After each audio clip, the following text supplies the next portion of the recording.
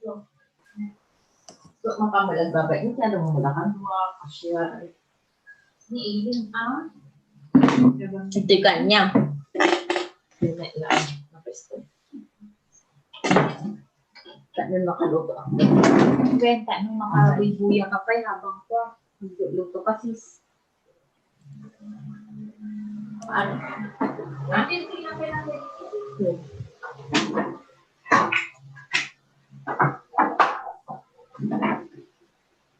Kinakaya ka nung doon na yun. Ang ayam.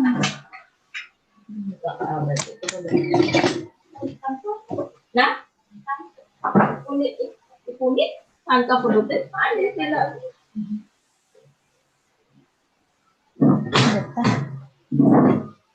Cerita.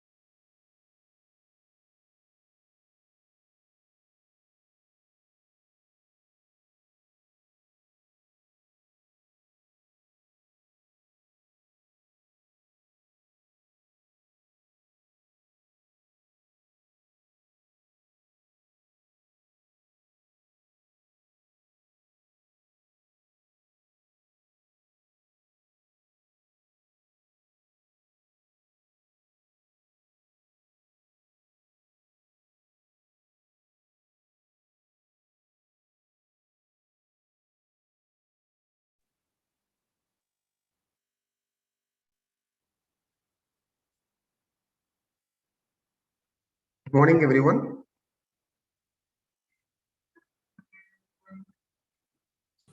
Good morning. Good morning. Good morning, sir. Am I audible? Good morning. Good morning, sirs and moms. Good morning. Yes, good morning, all. Am I audible to everyone? Yes, we can hear you. Thank you so much. I welcome you all to the 33rd World Conference on Applied Science, Engineering and Technology, WCASET-2021, organized by Institute for Engineering Research and Publication, IFERP. Yes, you are audible. Request everyone to mute so that we can proceed. Good morning, sirs and moms. Yes, good morning, all. Am I audible to everyone? Yes, we can hear you. Thank you so much. I welcome you all to the 33rd World Conference on Applied Science, Engineering and Technology. So shall we proceed? 2021, organized by Institute for Engineering Research and Publication, IFERP. Yes, you are audible. Request everyone to mute so that we can proceed.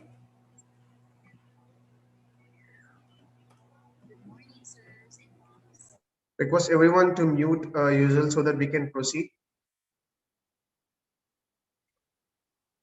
So about our institute, like IFERP, Institute for Engineering Research and Publication.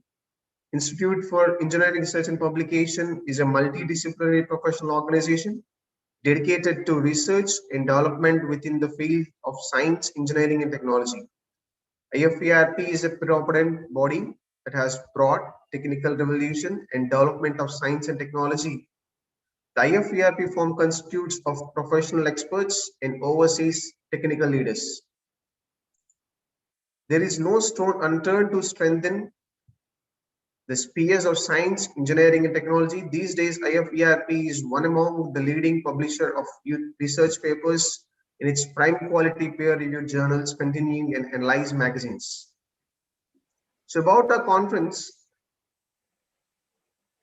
IFERP generally conducts WCACT conferences throughout a year, which of course is distributed throughout different parts of world in a uniform manner. WCACT have already been conducted in cities like Kuala Lumpur, Singapore, Dubai, Goa, Frankfurt, Jakarta, and many more. IFERP generally conducts WCACT conferences throughout the year, which of course is distributed throughout different parts. It's built on the confidence and constant support of its advisory board, which represents the different background, culture, diversity, but with the sole aim of bringing a revolution in generating solutions for the current challenges with a multidisciplinary approach, and within next 5 years with the continuous help and support from people across the world. We dream of becoming the next biggest brand of multidisciplinary conferences in the Asia Pacific region, and then conquer the world of multidisciplinary approach for the betterment of mankind. So I would like to welcome our dignitaries. Next, I would like to welcome our keynote speaker, Dr. Dissipated Hussein Kornangan, Dean of Computer Studies.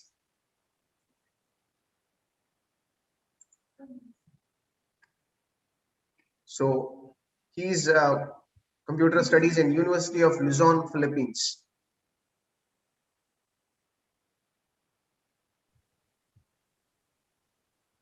Request everyone to mute yourselves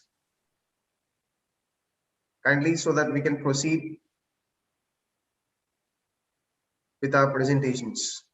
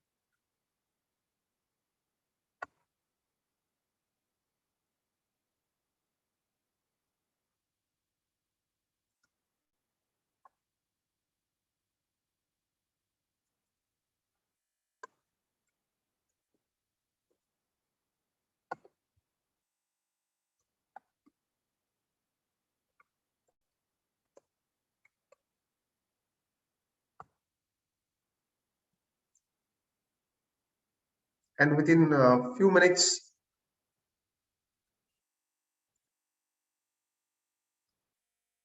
our honorable keynote speaker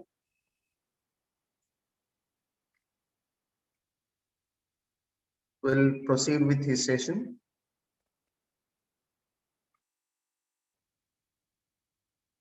Request everyone to be patient so that we can proceed the conference smoothly.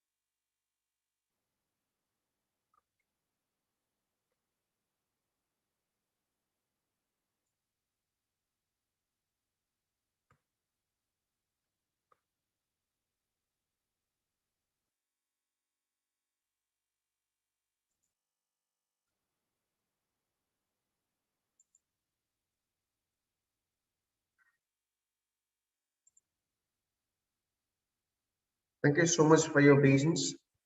I request everyone to be wait for a few more minutes so that our keynote speaker will join with us and give his valuable information to everyone. Request everyone to please wait.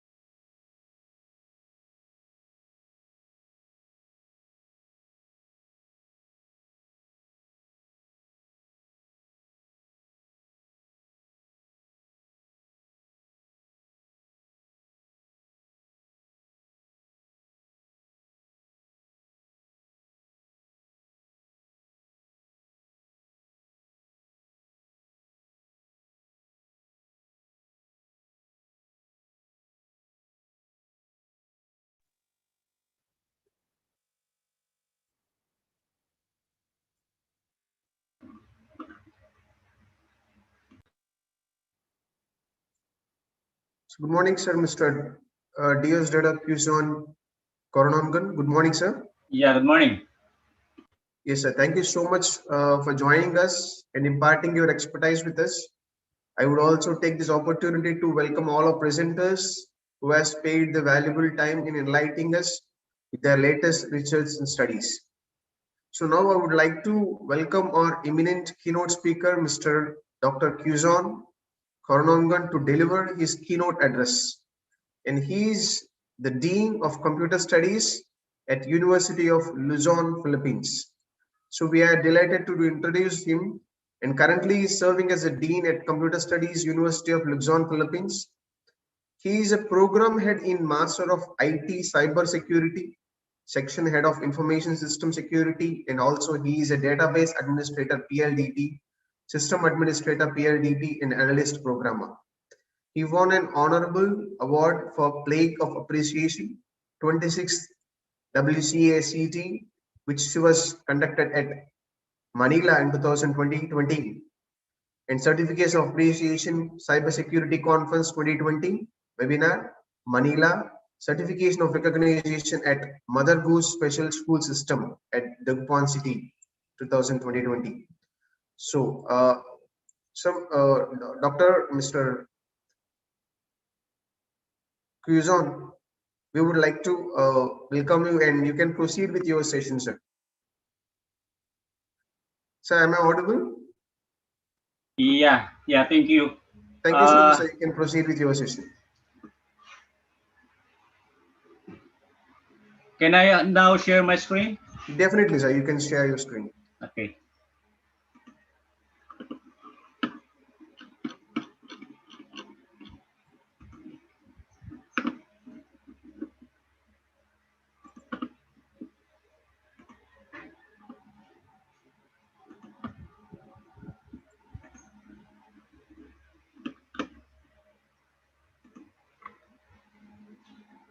Yes, sir. Your screen is shared. Now you can proceed. Yeah, thank you. Can you hear me now? Yes, sir. I can hear you and I can see your presentation as well. Okay, thank you. Thank you. Is it okay if I do my presentation without my video on? Is that all right with you guys? Anyone?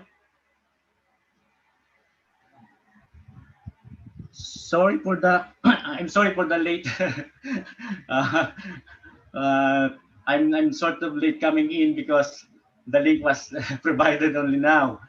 That's not a problem, sir. We are Yeah, delighted to see your presence. that's why.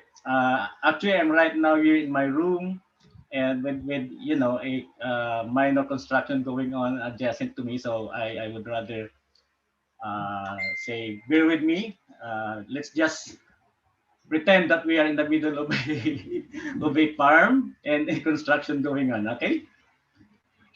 So anyway, once again, good morning, everyone, and welcome to the 33rd World Conference on Applied Science, Engineering, and Technology. In this conference, I will be sharing with all of you a discussion on what I refer to as human hacking, or what is popularly known as social engineering. Again, here's a bit of information about me. So I am Dr. Diosdado Quezon Caronongan. My students call me Doc Dads, and currently the Dean of the College of Computer Studies, and concurrently the program head of the Master in Information Technology Major in Cybersecurity program at University of Luzon, Dagupan City, Philippines. Before my joining the academe, I was connected with the Philippine Long Distance Telephone Company, or PLDT, as a Senior Information System Security Officer. I am a Doctor of Information Technology graduate and a Fellow of Royal Institution of IT, Singapore. I was a former Vice President of the Information System Security Association, or the ISA, Philippine chapter. I am obviously in the field of information system security, and that sort of explains why I choose to talk on something related to this field. So why social engineering? Here are some figures taken from PurpleSec. Okay, it's a cybersecurity firm in the United States that provides training, consultation, and the latest technologies in information system security. According to them, 98% of all attacks, okay, we're talking about cyber attacks, incorporates a social engineering scheme or tactic. Okay, so that's a resounding 98%. 43% of IT professionals. I was browsing the attendees here while I was being introduced, and I've seen about 90% are from the IT, and most of them are Filipinos. So I'm glad to know that 40% of IT professionals are admits that they were targeted in the past using social engineering schemes. 60% of IT professionals believe that newly hired employees are considered high risk or susceptible to social engineering attacks. And we have 21% of employees use social engineering for various reasons, including gaining financial advantage, revenge, and even just for fun. That's how popular social engineering attacks or tactics are among IT professionals. So what is social engineering? Please let me give you 3 definitions given by security experts. The first one is from Christopher Hanaji, okay, a social engineering author. He describes social engineering as the act of manipulating a person to make an action that may or may not be in the target's best interest. This may include obtaining information, gaining access, or getting the target to take certain action. Next, we have from CompTIA, Security Plus Study Guide. So this is a very good security certification reference book. They defined it as a process by which intruders gain access to your facilities, your network, and even your employees by exploiting the generally trusting nature of people. And then the third one, I got this one from the Certified Ethical Hacking Reviewer. It's another review material for those who want to be certified as ethical hacker. It is the art of convincing people to reveal confidential information. Social engineers depend on the fact that people are unaware of their valuable information and care less about protecting it. Okay, so analyzing these definitions, we can highlight the following: manipulating a person, exploiting the trusting nature of people, and convincing people. So the bottom line is it's all about human hacking. It is the psychological manipulation of people into performing activities or divulging confidential information. They divulge confidential information, this critical information. Okay, so that's social engineering. Now, do you know this person? Okay, according to him, a company can spend hundreds of thousands of dollars on firewalls, okay, intrusion detection systems, and encryption, and other security technologies. But if an attacker can call one trusted person within the company, and that person complies, and if the attacker gets in, then all the money spent on technology is essentially wasted. Okay, very well said. Because as we say, the weakest link in the security chain is human. And this person is no other than Kevin Mitnick. Okay, he's a social engineer, a hacker. Actually, he's the world's most famous hacker and one of FBI's most wanted for hacking over 40 major corporations. And now he is a trusted security consultant and top cybersecurity speaker and book author, including. Okay. So the movie Takedown was based on his life story. That's how famous Kevin is. He also authored the book Ghost in the Wires, where he outlined some of his exploits and adventures as a hacker. So if you want to know more about Kevin and of course about social engineering, you can read this book or even watch this movie. So going back to social engineering, we have two types of social engineering. We have the computer-based, wherein it is carried out with the help of computers, and of course the human-based, where you gather critical information by just interacting with people. The human base is actually termed by Johnny Long as no-tech hacking. So you don't have to make use of computers and all the gadgets just to hack, just to conduct hacking. Johnny Long, by the way, is a computer security expert and public speaker, well known for his Google hacking. Okay, it's a process by which servers in the internet can be, identified by just using specially constructed Google searches. Okay.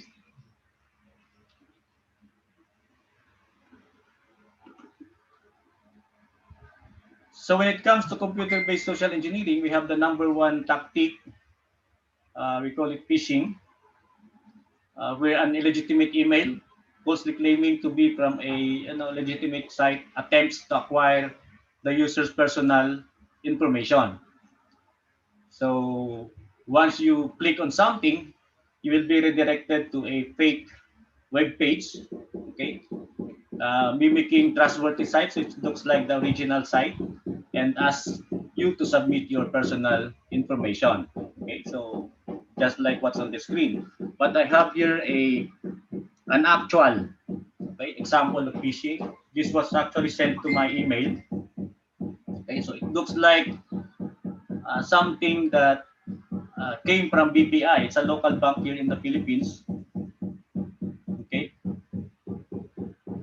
So at a glance, at a first glance, it looks like authentic. But once you click on the link, the verify my account, the one in red, okay, you will be directed to this site.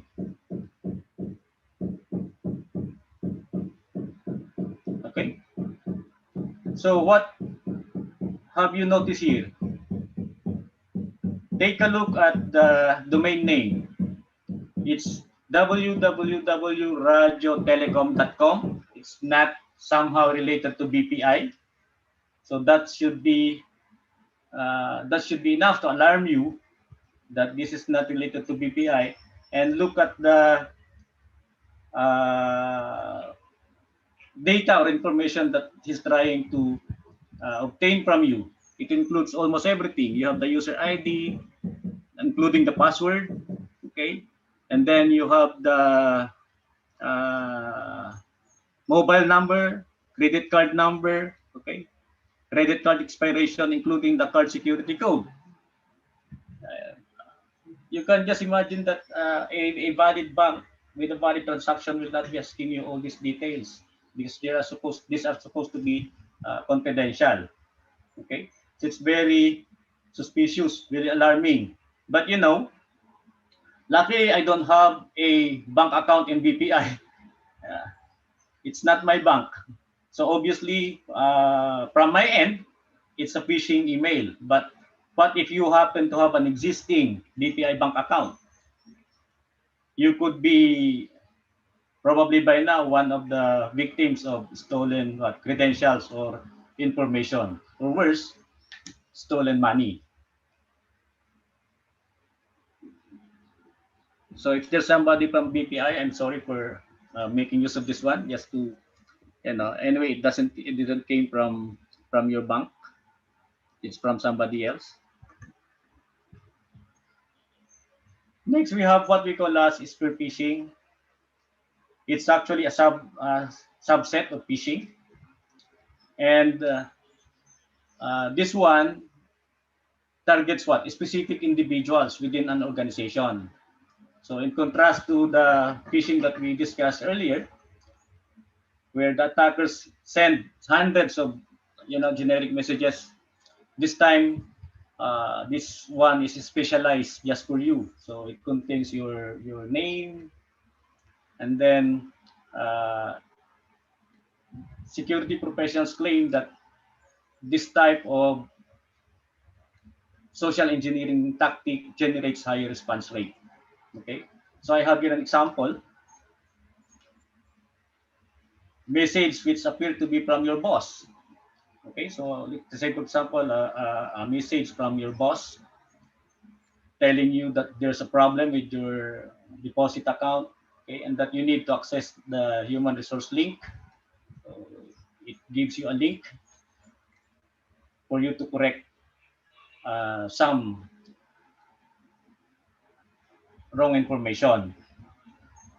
Since the message came from your boss, you might be tempted to comply. Okay, so that's spear phishing. Another subset of phishing is what we call as phishing. Okay, it's a combination of phishing with voice over IP. So this time you are being not just sending you emails, but they have to call you. Okay, so you can take a look at example. For example, this is Jane calling from your bank. We sent you an email because we suspect your account may have been hacked. Can you please reply to this email with your account information and PIN number? Yeah, you can just imagine that. Through the phone, they will be getting your account information, including the PIN. Okay, so that's phishing. Now, on the human-based social engineering, this is one actually of my favorite. Okay, uh, we call it baiting. Okay, in here yes, according to research, 76% of people plug in unknown USB. So this is how you do it. Let's say, for example, you have a USB drive, okay, and then containing a malware, and then you put this USB in a location that near your supposed to be victim, and you can put, legitimate or curious label like just to gain his or her interest. So once seen by your supposed to be victim, chances what? He or she will plug in that unknown USB to his or her device, and the malware will be infecting that particular device. So as an example here, I have a USB with a label of CS Exams 2021 that will somehow catch the attention of the students. So if a student is not honest enough to give it back to me, he or she should suffer the consequence of being infected with a malware. Okay, so that is baiting. You can actually experiment on this one. Next, we have what we call as pretexting. Okay, in here you will be posing as a legitimate end user. For example, you are targeting the system administrator of your system to have a password of a particular person or user. Okay. For the third one, you are actually targeting what? The system users. So the first and the second example targets the system administrators for you to be given the password or information of a certain user. But in the third example, you're targeting the specific system user. Okay, you are posing as a technical support guy. Okay, so to come up with the users giving you the information that you need over the phone. So that's free texting. Okay. Here's another example. An attacker may pretend to be, a repairman or technician to enter into the target organization and then plant a snooping device.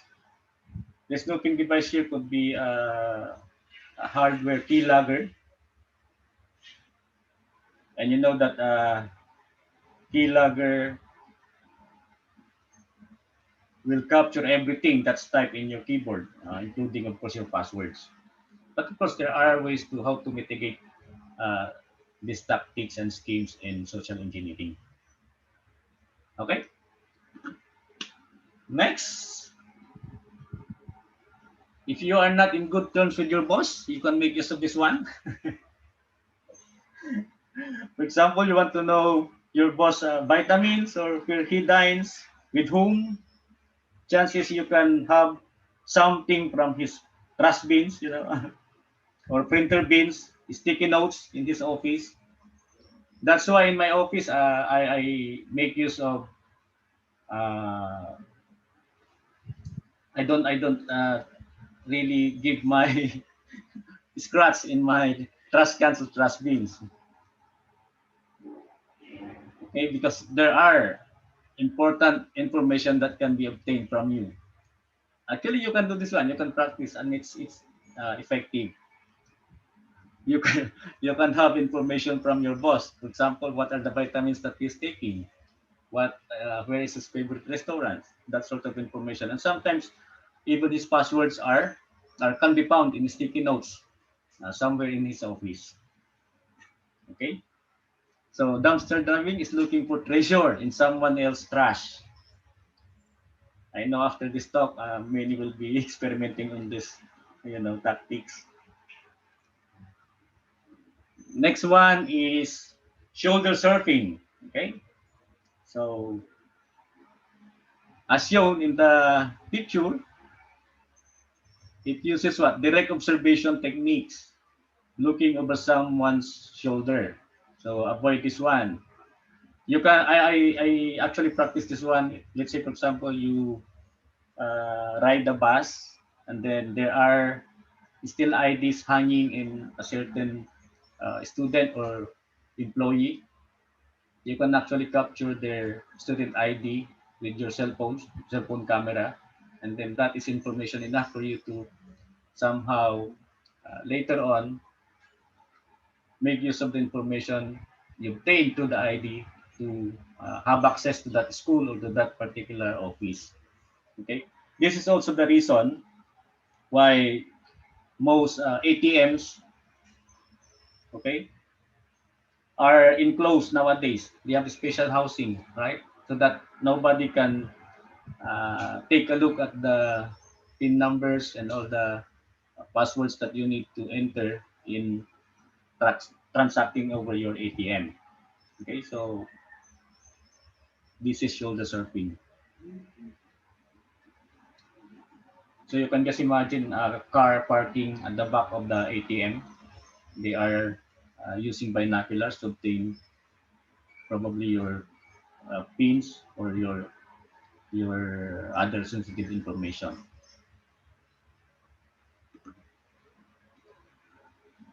Next, we have what we call as tailgating.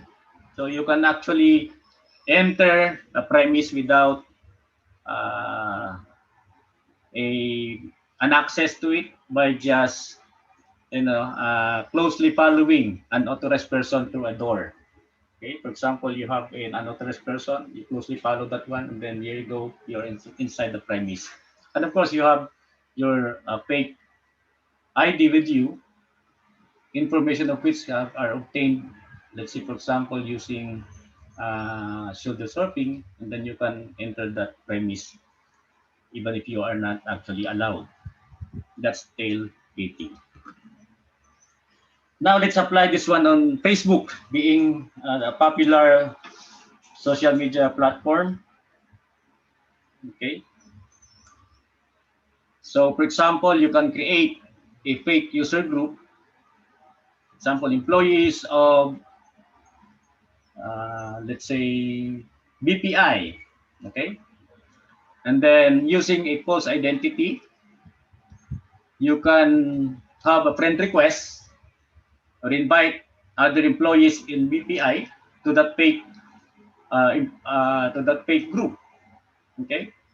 And then users, of course, will join in and then providing their credentials, such as date of birth and educational employment backgrounds and all that.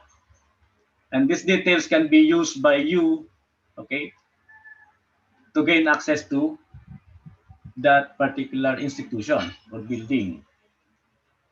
Okay, that's why when there's somebody sending me friend requests in Facebook with a picture of, let's say, a dog or a plant or whatever, I don't usually accept the invitation. It's up to you. You have to be careful because some of your friends in Facebook, try to analyze this one, are not actually your friends. They are just what I call a CCTV cameras monitoring your you know, monitoring your movements, evaluating your activities and all that. So please try to evaluate your friends on Facebook. Some of them or many of them could be just your CCTV camera, okay, monitoring your movements and activities. This is a very good example. It's actually, I don't know if you have heard about Mia Ash. Okay, Mia is a persona, meaning a fictional character. Her biography was fabricated and her pictures stolen from another woman's online profile. Okay, just like what we say, in the internet, you could be talking to a dog. So be careful. Don't just, accept friend requests from persons whom you don't really know. Okay, so Mia Ash actually was created by, this was the claim of cybersecurity professionals, created by a known group, Iranian state spies known as the Cobalt Gypsy or the oil rig, okay, to obtain steal important information or credentials of people. Because what she did actually after getting your trust is to give you her pictures, and then once you click on the picture, it contains a malware, it's a spyware that will be installed in your computer or in your laptops, and then this malware will uh, steal your credentials and other important information. Okay, it's called the puppy rat. That's how they call the malware that is installed in those pictures that will be sent by this Mia. Okay, so you can research on this one. Actually, it was, I don't know, way back in 2017 or 2018 when Mia's was actually discovered by security professionals. Okay, that's how social engineering actually is prevalent on Facebook or other social media platforms. But here's the good news. We have some countermeasures. The first one, of course, is what? More on awareness program. You conduct training so that your employees will be aware on the effect of social engineering, come up with security policies, implement these policies with the corresponding sanctions, okay? And come up with operational guidelines. Only sensitive information should be accessed by authorized users only. Also practice access privilege, okay? Separate the administrators from the users, from the guest accounts, okay, with the proper authorization. We're talking here about your not just your system, but your confidential papers. And then classification of information. You classify your information as top secret, proprietary, internal use, or for public consumption.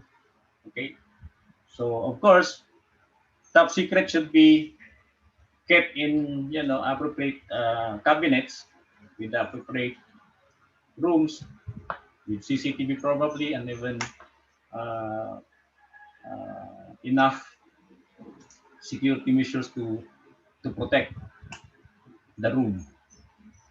And then you should have number 5, proper incident response time. Okay, you outline proper guidelines on how to react. Let's say in the case that you are there are reported attempts of social engineering. And of course, there should be background checking and proper termination process to all employees. Okay, it's very important that you should know your employees, the one that you are hiring, as to their background. Okay, so if you want to know more about social engineering, I suggest the following movies. We have The Matchsticks Men, and of course, The Catch Me If You Can. These are very good movies. So try to watch them again if you happen to watch them already, and you can see in the movies how social engineering was actually practiced. Okay, and of course, these books I recommend. Social Engineering by Christopher Hanaji. Okay, it's a very good book if you want to know more about social engineering. And of course, the book of Kevin Mitnick, we have The Art of Deception. This is his first book. And that's it. I'm done. I hope you learned something from my presentation. Thank you, Ipert, for the opportunity, and thank you, everyone, for listening. Thank you so much, sir. Now, this time, I want you to know me in person, so I'll put on my video just for a while because I'm inside my room right now. Okay, so that's me. That's the good-looking me. I'm actually inside my room right now, so I prefer not to make it live in my presentation. Okay, so yeah, if you have questions, please. Yes, if anyone having any questions, they can proceed with, they can ask any queries so that our valuable keynote speaker will give answers as and required. But thank you so much for your valuable session, sir. Yes, just a bit of clarification. Since I'm done, am I still have to join your session? Everyone wants to proceed with any queries?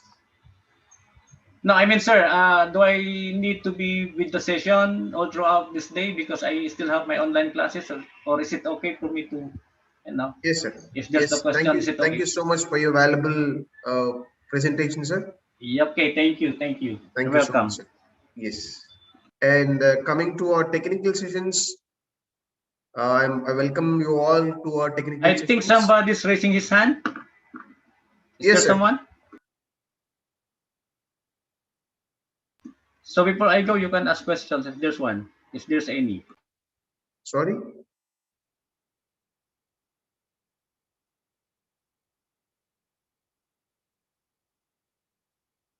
Yes, sir, you can close your presentation, sir.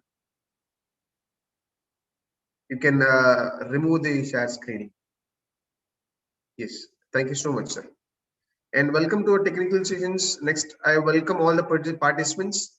First, I would like to invite Mr. Kim Gerald G. Medalon to present his paper titled as Attitudes Development of Occupational Therapy Interns from a Private School in 3 Clinical Settings, a Descriptive Study. Mr. Kim Gerald, you can start with your presentation. Am I audible? Good morning, everyone. Can you hear me? Yes, I can hear you. Thank you so much. You can proceed. I can proceed. Okay. Good morning, everyone. I will be presenting my study. It's entitled Attitudes Development of Occupational Therapy Interns from a Private School in 3 Clinical Settings. So just a short bio note. I graduated from the University of Santo Tomas, obtaining a BSOT degree, my master's degree in UP Manila, and I am currently finishing my PhD in UP Diliman. I'm a full-time faculty member in UST since 2014.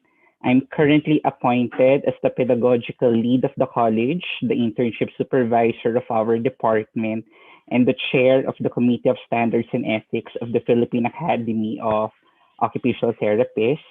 During weekends, I am also a clinician handling children with special needs in Academia de Santiago of Tarlac. My research background is really oriented towards inclusive education and cross-cultural tool adaptation. So um, maybe you think that the very topic is not that aligned with most of the professionals right here. But I think this is something worth exploring, even if you came from engineering field, from allied health. Attitudes development is a very crucial component of the training of future professionals. However, I think we are also aware that it's not really being given emphasis compared to the acquisition of knowledge and skills. So just a background of my profession, I am an OT. We cater to adults and children with special needs. We're part of the rehabilitation team with TPs and speech and language pathologies, and we see ability in disability. So we try to maximize their function, we try to maximize their capability despite the presence of injury, illness, or any limitation. So just to contextualize things, the focus of my study was for OT internship. And this would typically happen during the fourth year for some schools or during the fifth year for some schools too. And internship is provided to future occupational therapists. And during internship, it's a combination of teaching experience, learning experiences, and also challenges. Internship is there to ensure smooth transition from theory to practice. And maybe we could really emphasize this one. Internship facilitates the meeting of outcomes in a holistic, humane, and ethical manner, something which may not be really provided by the classroom setup, by reference materials, by textbooks, by journals. So it would really be the human interaction during internship wherein this would be developed. And this is very crucial for occupational therapists, for healthcare professionals, and even for any other professionals at that one.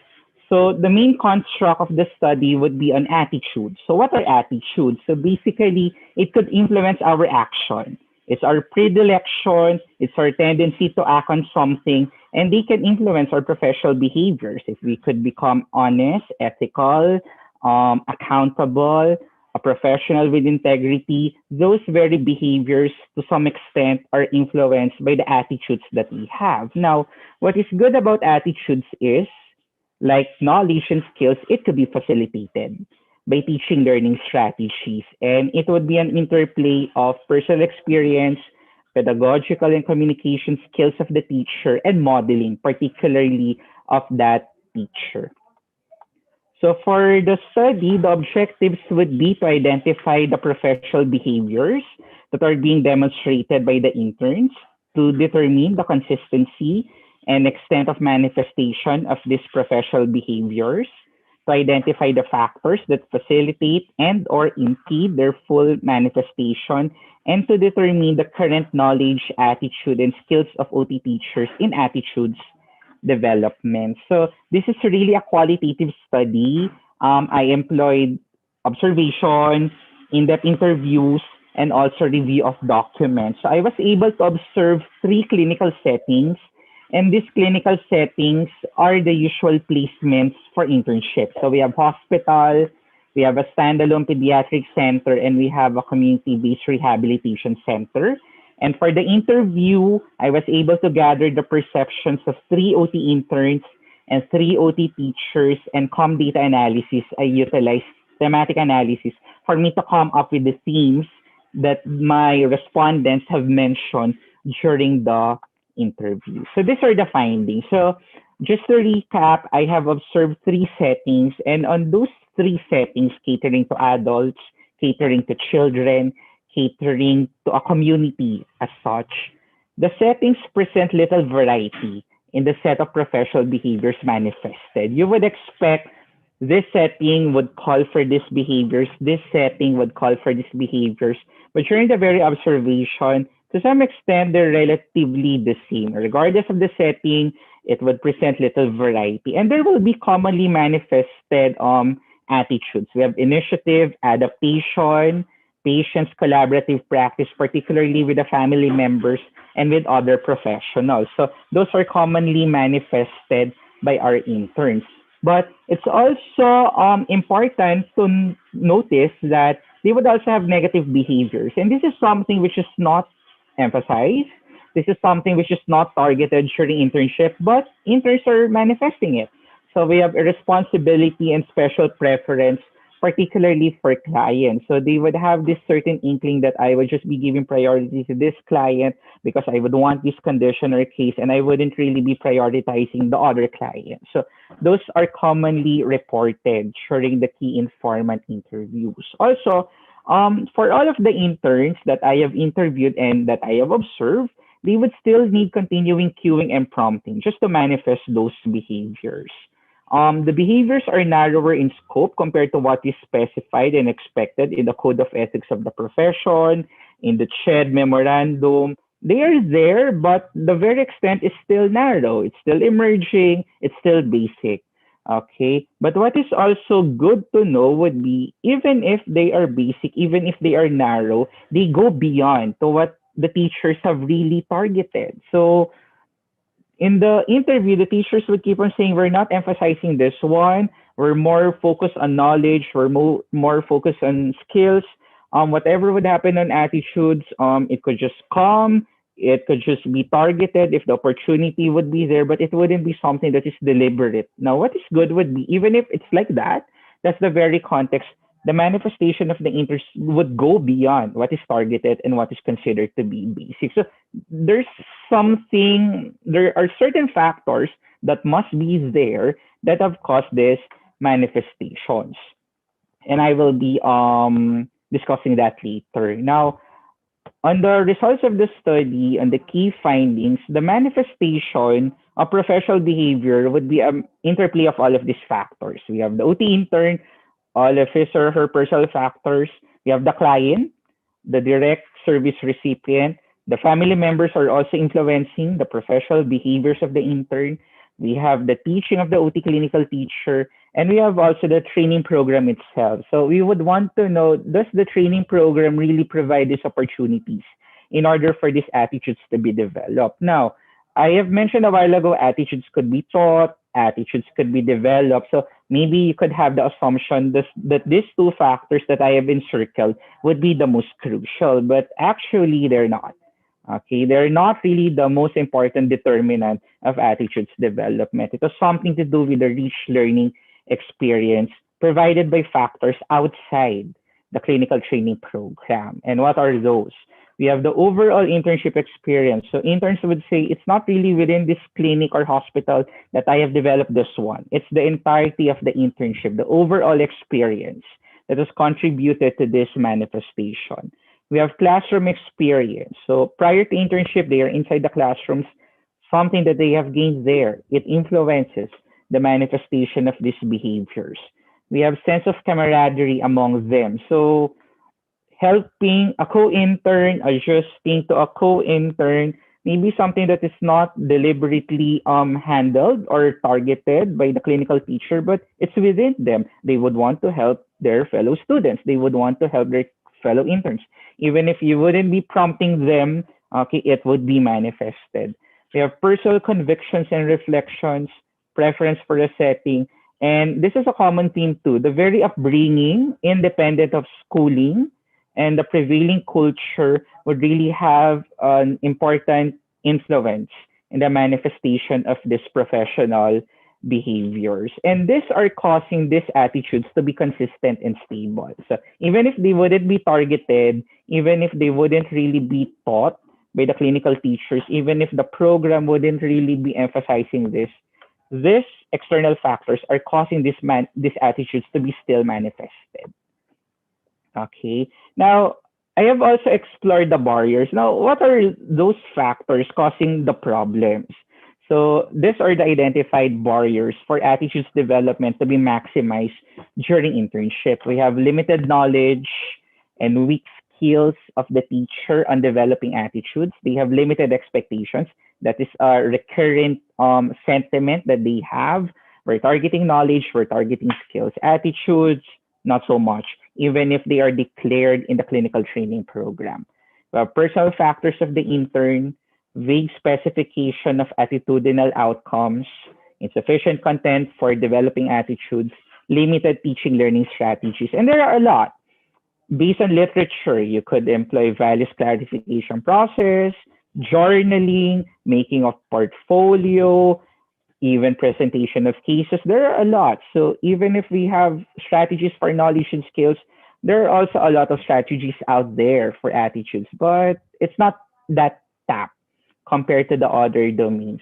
And we also have limited features and learning opportunities in the center. So for example, there would just be few clients, so for sure the manifestations would also be limited. They cannot talk to other family members, it wouldn't really be maximized. There would be few rehab professionals that they are working with. How would collaboration be maximized? So there would be these features within the center that are really causing problems too, in order for these attitudes to be maximized. But we need to also be mindful of facilitators. And this is something that we could tap. This is something that could be targeted. Okay, we have self-reflection. They said that. Even if the training wouldn't provide that, if we are being given opportunities to reflect what we did in a day, in a week, how we handled our clients, it's a very potent tool for the manifestation of attitudes. We have appropriate modeling, and they keep on sharing this one. How would we be able to act professionally if the clinical teacher is not like that? Okay, so appropriate modeling is also a very important facilitator for these behaviors to be manifested, even sharing of clinical anecdotes, provision of immediate feedback if what they're doing is right or wrong, and positive attitude of key players and attitudes development. So I'm studying about attitudes development. I have also explored their attitude towards attitudes development. And what's good is they have positive attitudes to it. Teachers would say it's important. Students would say it's important. But what is lacking is it's not that emphasized. It's not that targeted. It's not that maximized compared to knowledge and skills. And they would say in the real world outside, these are also indispensable tools in order for you to thrive, in order for you to succeed. Okay, so let me end my presentation with this one. Handling human lives is a complicated and arduous task, especially for clients experiencing the disability process. And most of our clientele would be within this certain group of population. So healthcare professionals would already have a complex task. What more for those clients experiencing the disability process? It would really need a lot of reflection, a lot of patience, empathy, sense of humaneness, and all. And that needs to be targeted too on the part of the students. Knowledge and skills and the most advanced strengths may provide resolution. We're not discounting that. We're not saying don't maximize knowledge, don't maximize skills. Those are very crucial. But if it only be these two factors that we are targeting, it may just provide resolution to those problems that are overt or that are obvious. And we do know that the clientele would have a very complex set of problems to what they are experiencing. Manifestation of professional behaviors may bring about changes that a professional is only knowledgeable and skillful may not provide. So, maraming salamat po sa pakikinig. Thank you for listening and stay safe. Thank you.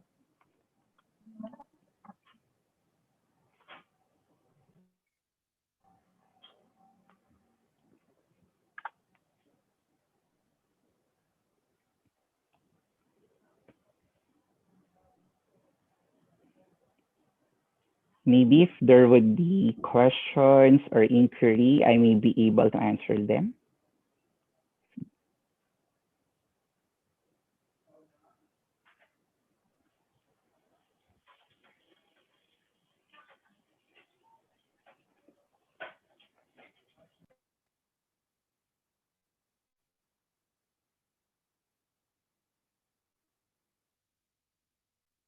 Thank you so much, Mr. Kim Carroll, for your valuable presentation. If any queries, we can proceed.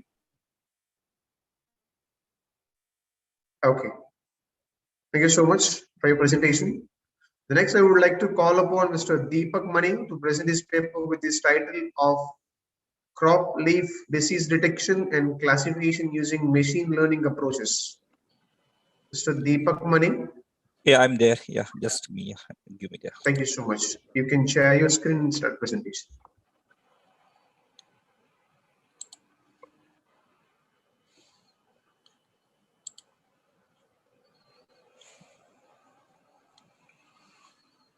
Can you see my presentation? No. No, I cannot. Yeah, I think you can see right now. No. No, it's not. Yes, now it is starting. Yes, now it is visible, Mr. Deepak. You can proceed. Thank you. Okay, so I will just talk about the this research paper, how the crop leaf disease detection using the and classification using the CNN algorithm. Basically, CNN algorithm is part of the machine learning algorithm, and this actually paper present I prepared under the guidance of the Kotrappa and the Sunil Nakrani. Kotrappa sir is the senior professor, and the Sunil Nakrani is the principal data scientist. So this is some biography about me. Currently, I'm working as a senior data scientist at the Enterprise Solution Architect in TCS, Australia.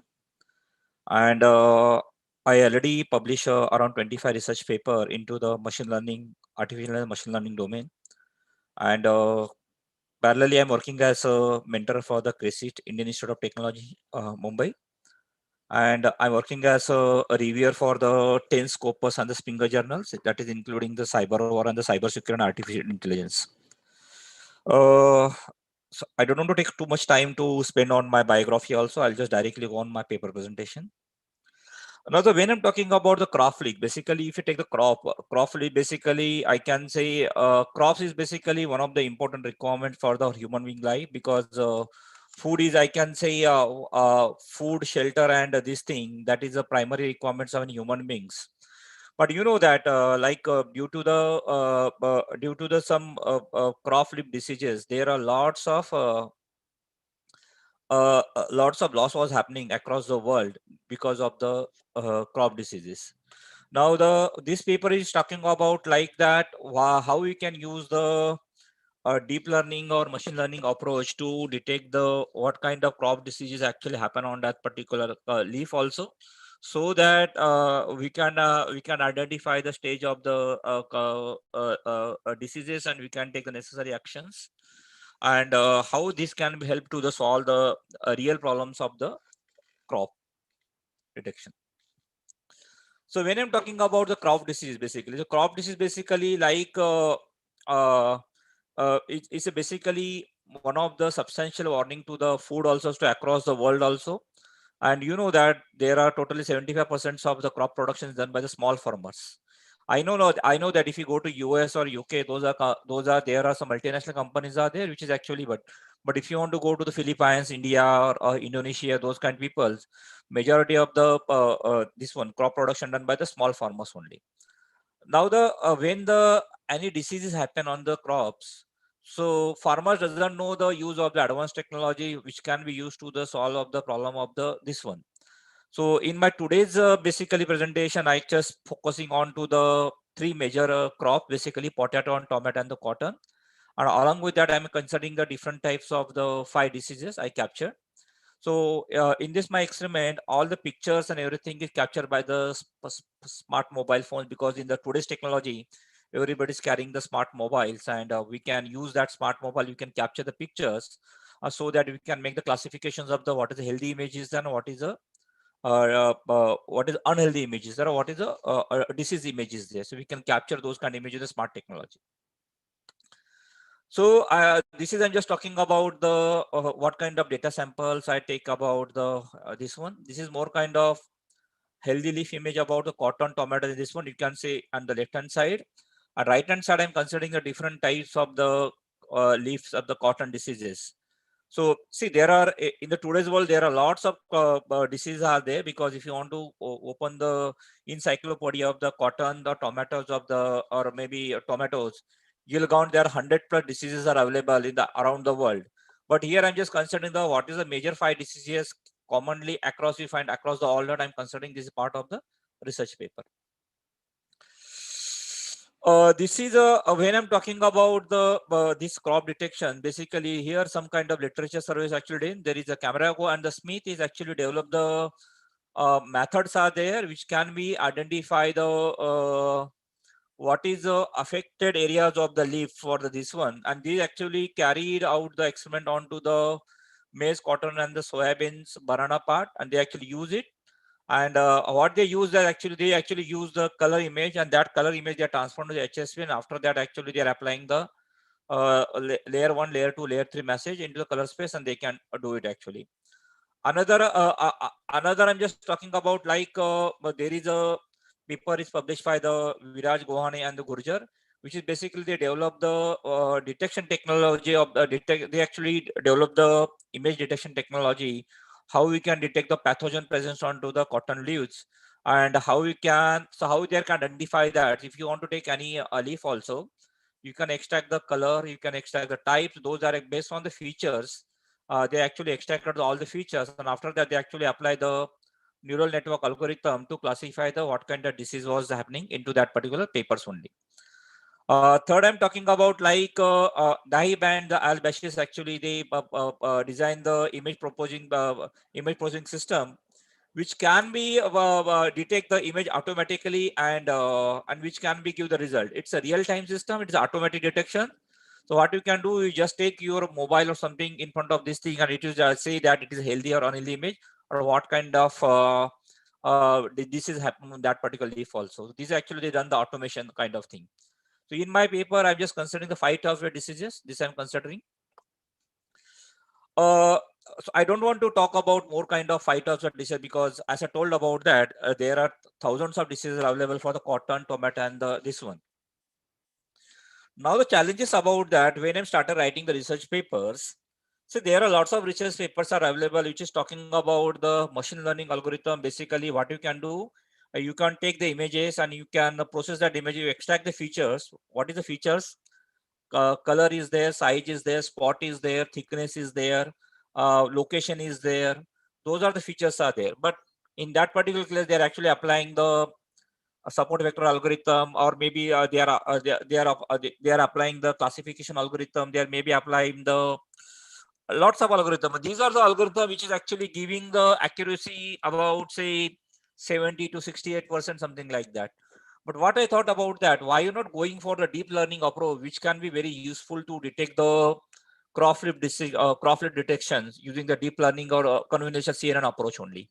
So in my paper, basically, I use the large scale visual recognition challenge approach, and these are the I use the approach, and in that particular thing, actually I use the 4 different types of algorithm: LANet, AlexaNet, ZFNet, and GoogleNet. So I actually apply this algorithm, and based on this algorithm, actually I done the lots of comparison, and I just came out with a study about the which algorithm which give the best result for the which scenario. I'll just talk about in my next upcoming presentation. So ZFNet is basically which is containing the 5 layers, and that particular 5 layers basically 3 layers are fully interconnected, and which is actually using the 7x7 size. I'm talking about the inner layers, and the softmax is the highest layer is there. So ZFNet is there. Another I'm talking about the algorithm is called as LENet, because why I choose this kind of neural network algorithm. These are the common algorithm basically used to detect the crop flip detection across the all the research paper. But what I found that how we can improve this algorithm, what kind of different kind of sets we can apply so that it can be give the better accuracy than the others. So what we did that, so we developed the one Python based frameworks. In that particular Python framework, so we actually considering the different types of parameter, what CNN architecture, ZFNet or AlexaNet or GoogleNet or AliNet, we take that. Then we actually choose the datasets model. In the datasets model, we got 500 images are there. That is my training datasets model. But what we did that, we actually converted these datasets into the 2 parts basically. 80% training data sets and 20% is testing data set. And we actually, based on that, we actually considering a different types of data set we can use as a part of the experiment also. Parallelly, what are the data set we use as a 500 image data sets? We carried out experiment into the 3 types. One, I'm talking about the color images. Another, I'm talking about the grayscale image. And third, I'm talking about how I can do the segmented kind of thing. Those are the 3 images we are doing that. So that is the only we are doing. So what I'm talking about that we got 4 algorithms. We got two data sets model, means 4 into 2, 8. Again, we are getting the 3 types of data sets, 8 into 3. That I'm talking 24 times. And plus we are talking about different type set, but 24 into 5. So we are running this all the experiment totally 120 times to get the better accuracy and everything. So these are the, I'm talking about the methodology basically used to carry out all the experiments. So when you carry out all the experiments, we got all the 500 images, and we want to classify that images, initial classification of the images. Basically, what are the images you are getting from the cotton? You can say you can get the tomatoes or you can get the potatoes. I got 500 images. So for initial stage, I have to do the initial classifications of all the images. So we developed on Python programs, and initially what we did that we done the initial classification of all the images based on the GoogleNet. We done the other classification also, but what we found that GoogleNet is actually providing the 90 up to 95 to 96% accuracy in terms of the image classification from my 500 data sets also. Parallelly, what we did that we carry out the experiment also, like taking only the 100 image data sets, and let's check 20 image data sets, and we just carry out some of the experiments, and we just say that how these are actually algorithms are work. So what we found that this is, I'm just talking about initial, but I'm talking about the detailed one. So once you got we took the, so from the 100 or 500 images, we just made a group of the 20 images, and we just carried out all the experiments. So what we found that GoogleNet actually providing the 98 kind of accuracy into the 1 types of diseases like Carpusora leaf spot. Again, 97, 9.7, it is giving the other. So what I'm talking about that first in the initial classification, in the next level of classification, actually I'm identifying that what kind of diseases actually is there on that particular types of crops, cotton, tomato, and potato. And here actually I'm just talking about how much percentage of accuracy is given from you taking a batch of 20 images and just plotting the graph. So what I found that basically alternative leaf spot, which is giving the 98.82 accuracy for the cotton. And what I found that if you want to go for the tomatoes, 98.5 on early blight of tomato, which is giving the more accuracy, so we can identify the more accuracy this kind of diseases on that particular tomatoes also. Parallelly, what you can do this for the potatoes, we found that verticulum wilt, that is 1 types of disease which is commonly across the potatoes, and this is actually giving the 98.99 point of accuracy to accuracy. So we just create the model, initial model for the image classification. After that, we just created the detailed level of image classification model, and what kind of accuracy we are giving that particular model. We just created those kind of experiment as a part of our research paper. Then, as you know that when you carry out the experiments also, you have to think about that, what kind of performance should we take about that. So what we found that GoogleNet actually giving the better performance than the other, because LNet I can say is very slow.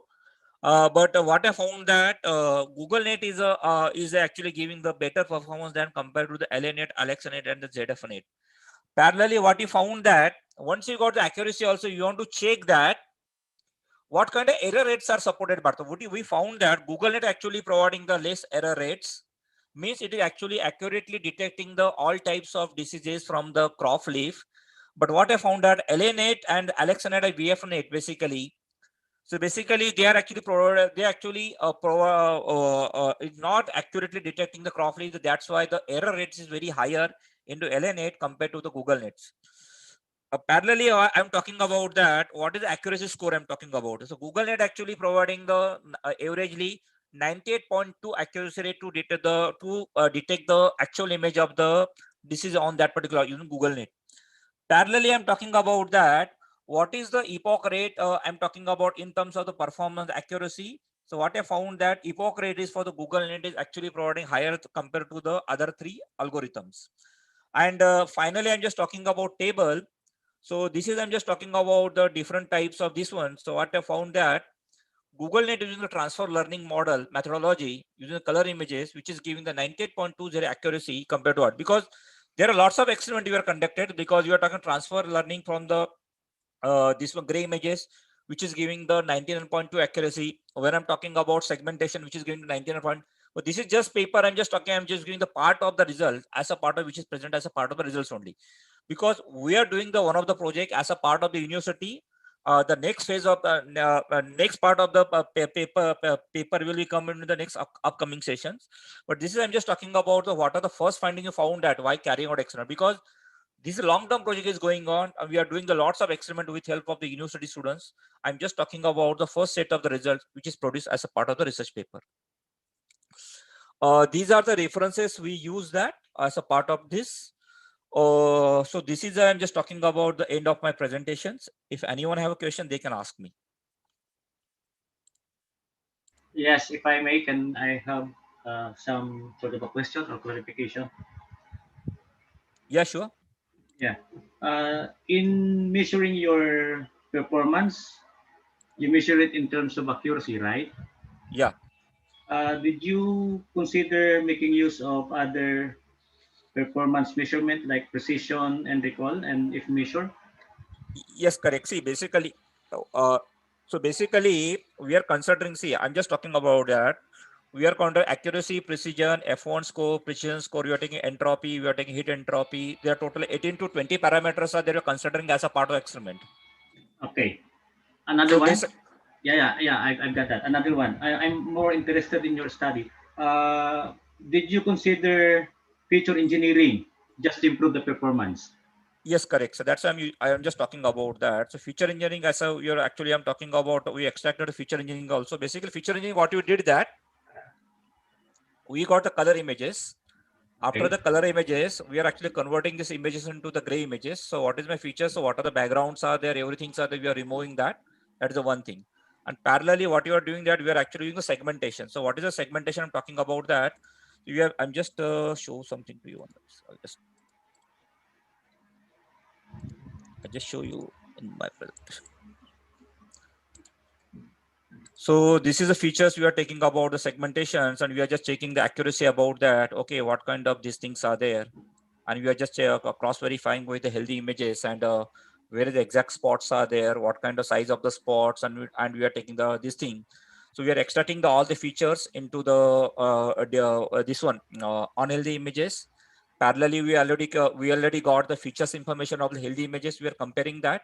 Based on the comparison, we can come to know that okay, this is a unhealthy diseases and this is 98% accuracy will get. So what you did that, we extracted the features from the healthy images also, healthy image of the leaf also, crop leaf also, and parallelly we are actually extracted the some of the features from the unhealthy images also, and we are just comparing about that, and we are checking that how much accuracy you are getting that, and then just check Yeah. that.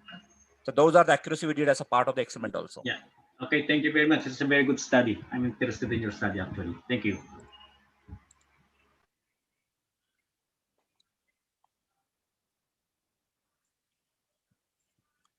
Any questions? If any queries, they can proceed. Else we'll go with the next technical person. Thank you so much, Mr. Deepak Mani, for your presentation. Thank you. Next, I would like to call Ms. Alisa May Padura to present his paper with the topic of intersection design analysis and control of national roads based on measure of performance and benefit cost ratio. Nang Maharika and DM located at Bang Bang Nui, Vizcaya. Ms. Alisa May Padura, am I audible? Yes, sir. I'll just open it. Yes, thank you so much. You can proceed.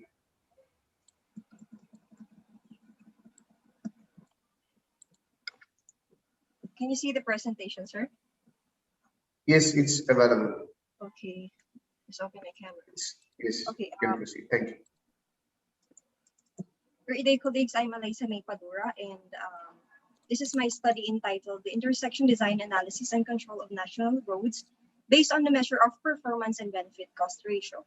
Daang Maharlika and DM Junction, Malasin, located at Bambang, Nueva Vizcaya, Philippines. Eliza May Padura is a civil engineer holding an engineer 2 position in the Department of Public Works and Highways. Her work specializes on the design of national roads responsive to the needs of Filipino people.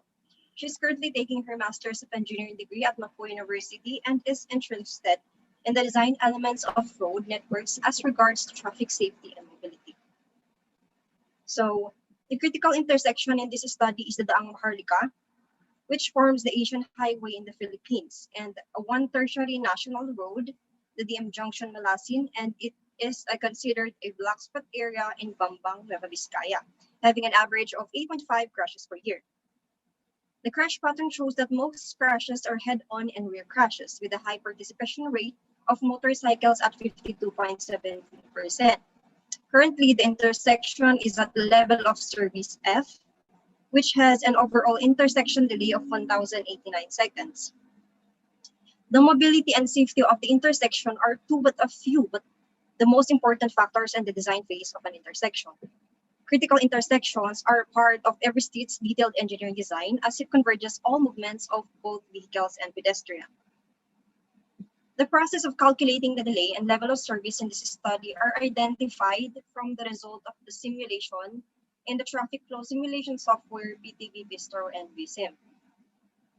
For this reason, I focus on the following statement of the problem, the main objective of which is to create the possible design schemes of this four-legged intersection of the two national roads using the aid of the traffic flow simulation software, by which we are basing on the measure of performance and the benefit cost ratio. Specifically, we have the objective to study the crash patterns from the observation report and accident black spot report from the DPWH. Number two, to analyze the appropriate hierarchy of intersection control from the result of the traffic count and intersection capacity analysis.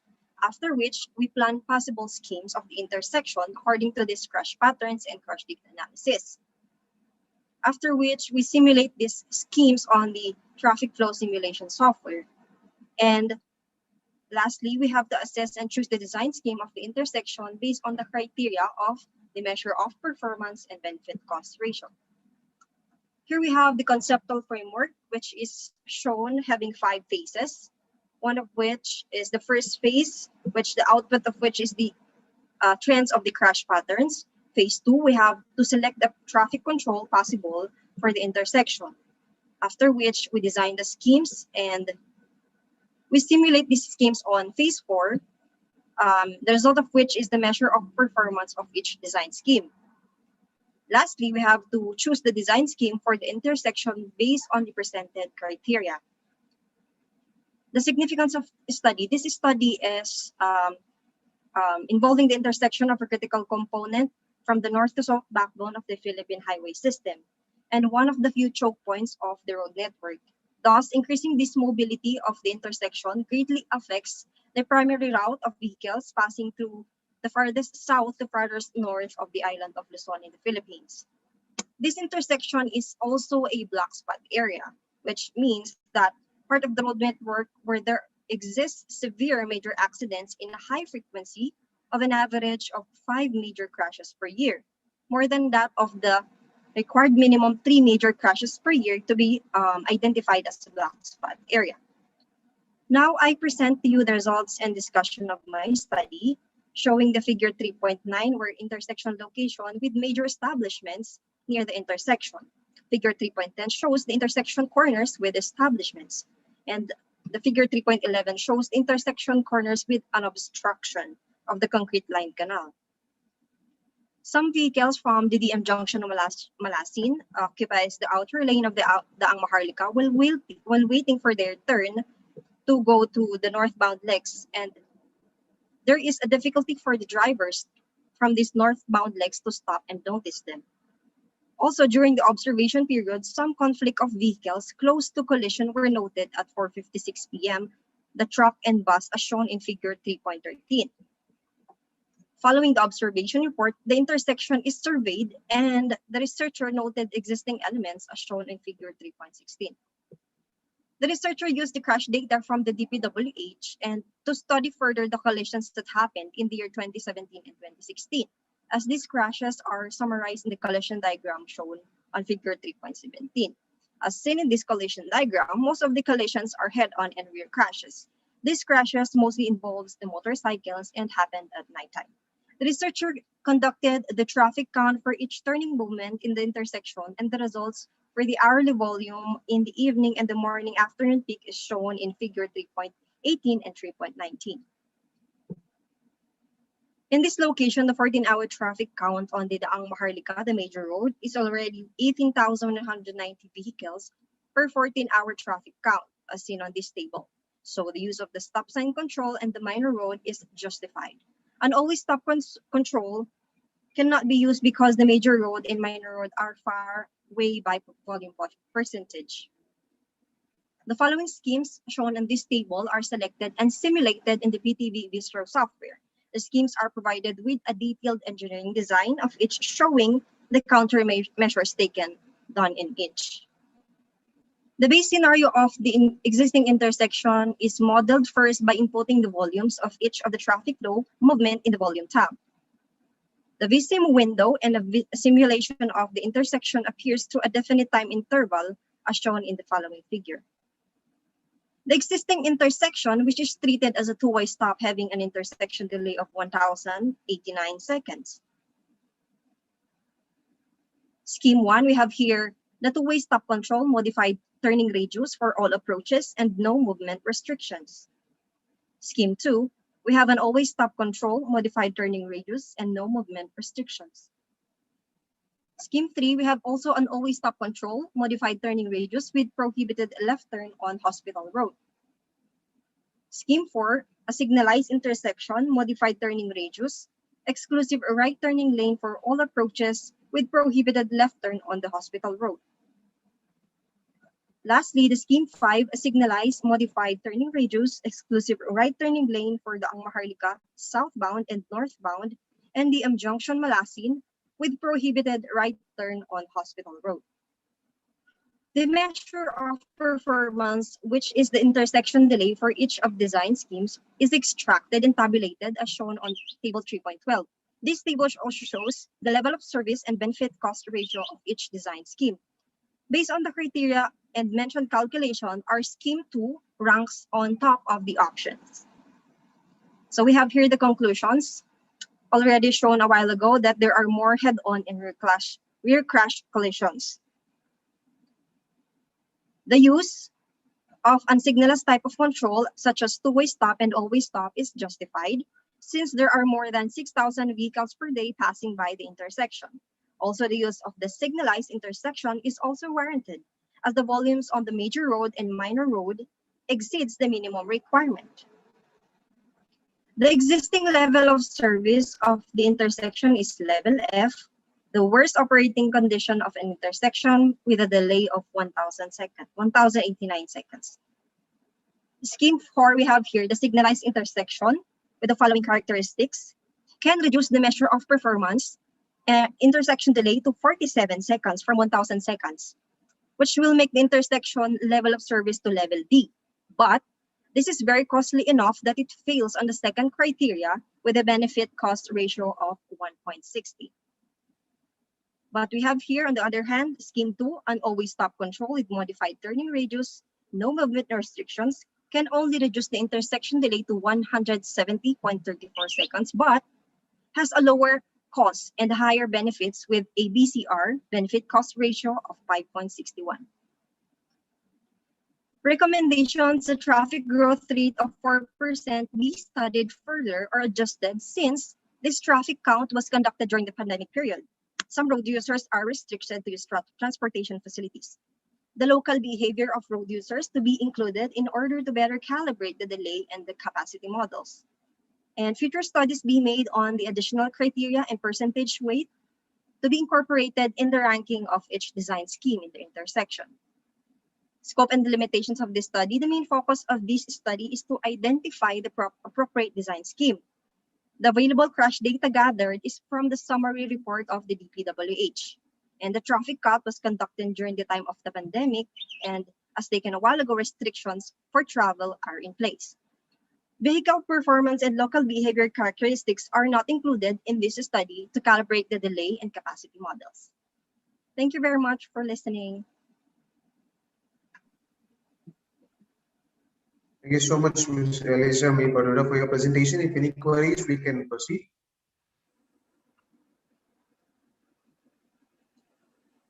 Thank you. I would like to invite Mr. Joshua, the next participant, Mr. Joshua Hernandez, to present his paper with the topic of design of a full adder subtractor using polymorphic gates. Mr. Joshua Hernandez. Ms. Alicia May Padura, you can stop sharing the screen. Thank you so much. Yes, Mr. Joshua, yes. Is it audible? Please release your mute. Hello, can you hear me? Yes, I can hear you. Thank you. You can proceed with your presentation. All right. Can you see me? Yes, I can see. All right. Let me just share my screen. Good afternoon, everyone. I'm Engineer Joshua Hernandez, and the paper that or the research that I'm going to present to you is entitled Design of a Full Adder Subtractor Using Polymorphic Gates. A little thing about myself. I am an ECE faculty member of De La Salle University, Dasmariñas. Graduated BS ECE and Masters of Engineering in the same institution. I've been, my research interests include wireless network, image processing, artificial neural networks, biomedical engineering, and microelectronics. I'm affiliated with the Institute of Electrical and Electronics Engineers, as well as the Institute of Electronics Engineers of the Philippines, Cavite chapter, where I am serving as a board of director or trustee and an assistant treasurer from 2020 to 2021. Here's an overview or abstract of my study. When making a circuit or making circuit decisions, it is important to take into consideration the performance of the circuit. Power and speed are some of the primary parameters that must be considered. Now, a full adder subtractor is a backbone of any digital computer system and require low power consumption and high performance for efficient computing. An improvement in the performance of the adder subtractor, therefore, is an improvement in the performance of the whole digital system. Now, this research proposes an alternative design of a full adder subtractor, or FAS, henceforward, using polymorphic logic gates that uses the free evolution approach. In the free evolution approach, the NMOS and the PMOS transistors are interconnected arbitrarily while considering the width and the length of the transistor channel. The proposed circuit performed with 219 picosecond propagation delay, whereas the average power performed 23.99 microwatts, and the power delay product is 5.25 femtojoules. Now, the results indicate that the proposed design offers a potential alternative to a circuit or to circuit designers, as it outperforms the static full adder subtractor with pass transistor logic, or PTL XOR, static full adder subtractor with transmission gate XOR, pass transistor logic full adder subtractor with pass transistor logic XOR gate, and TG-FAS with TG XOR. Now, the minimization of components, specifically transistors on a chip, has played tremendous part in the $2 trillion industry of semiconductor manufacturing. It has driven technological innovations from calculators to smartphones to supercomputers and now to artificial intelligence. One of the most influential drivers to this push is what we call Moore's Law. Gordon Moore, who is the co-founder of Intel in 1965, predicted that the number of components in an integrated circuit doubles every year for the next 10 years. Now, he later revised his prediction to doubling every 2 years for the coming decades. This prediction that attempted to account the growth of the semiconductor industry became a self-fulfilling prophecy, a force that drove the semiconductor industry. Now, one testament to this drive is the yearly upgrade of smartphone companies like Apple's iPhone and Samsung Galaxy. Now, the performance of processors for over 40 years has experienced tremendous growth. In this figure, it can be seen that it started with the VAX11780, a discontinued family of mini computers developed and manufactured by the Digital Equipment Corporation in the 70s. You can see here that the number of cores is just 5, and now it is 49,000 something in 2018. So before the mid-1980s, the growth averaged by about 22% per year, or doubling its performance for about 3.5 years. In 2011 to 2015, the annual development was less than 12, or doubling every 8 years. Now, since 2015, with what most people in the semiconductor industry connote as the death of Moore's law. Is it the death of Moore's law? No.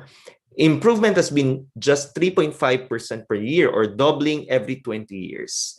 Unfortunately, what has been the goal of cramming more components onto the IC, or the integrated circuit, guided by Moore's law, has been reportedly slowing down and might possibly reach its near end by 2020 to 2022, according to some researchers.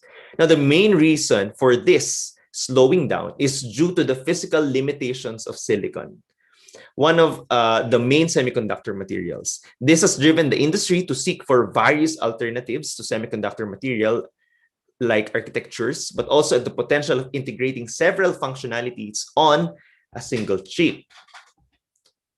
And one of the promising ways of solving this problem is to utilize the multifunctionality of circuits.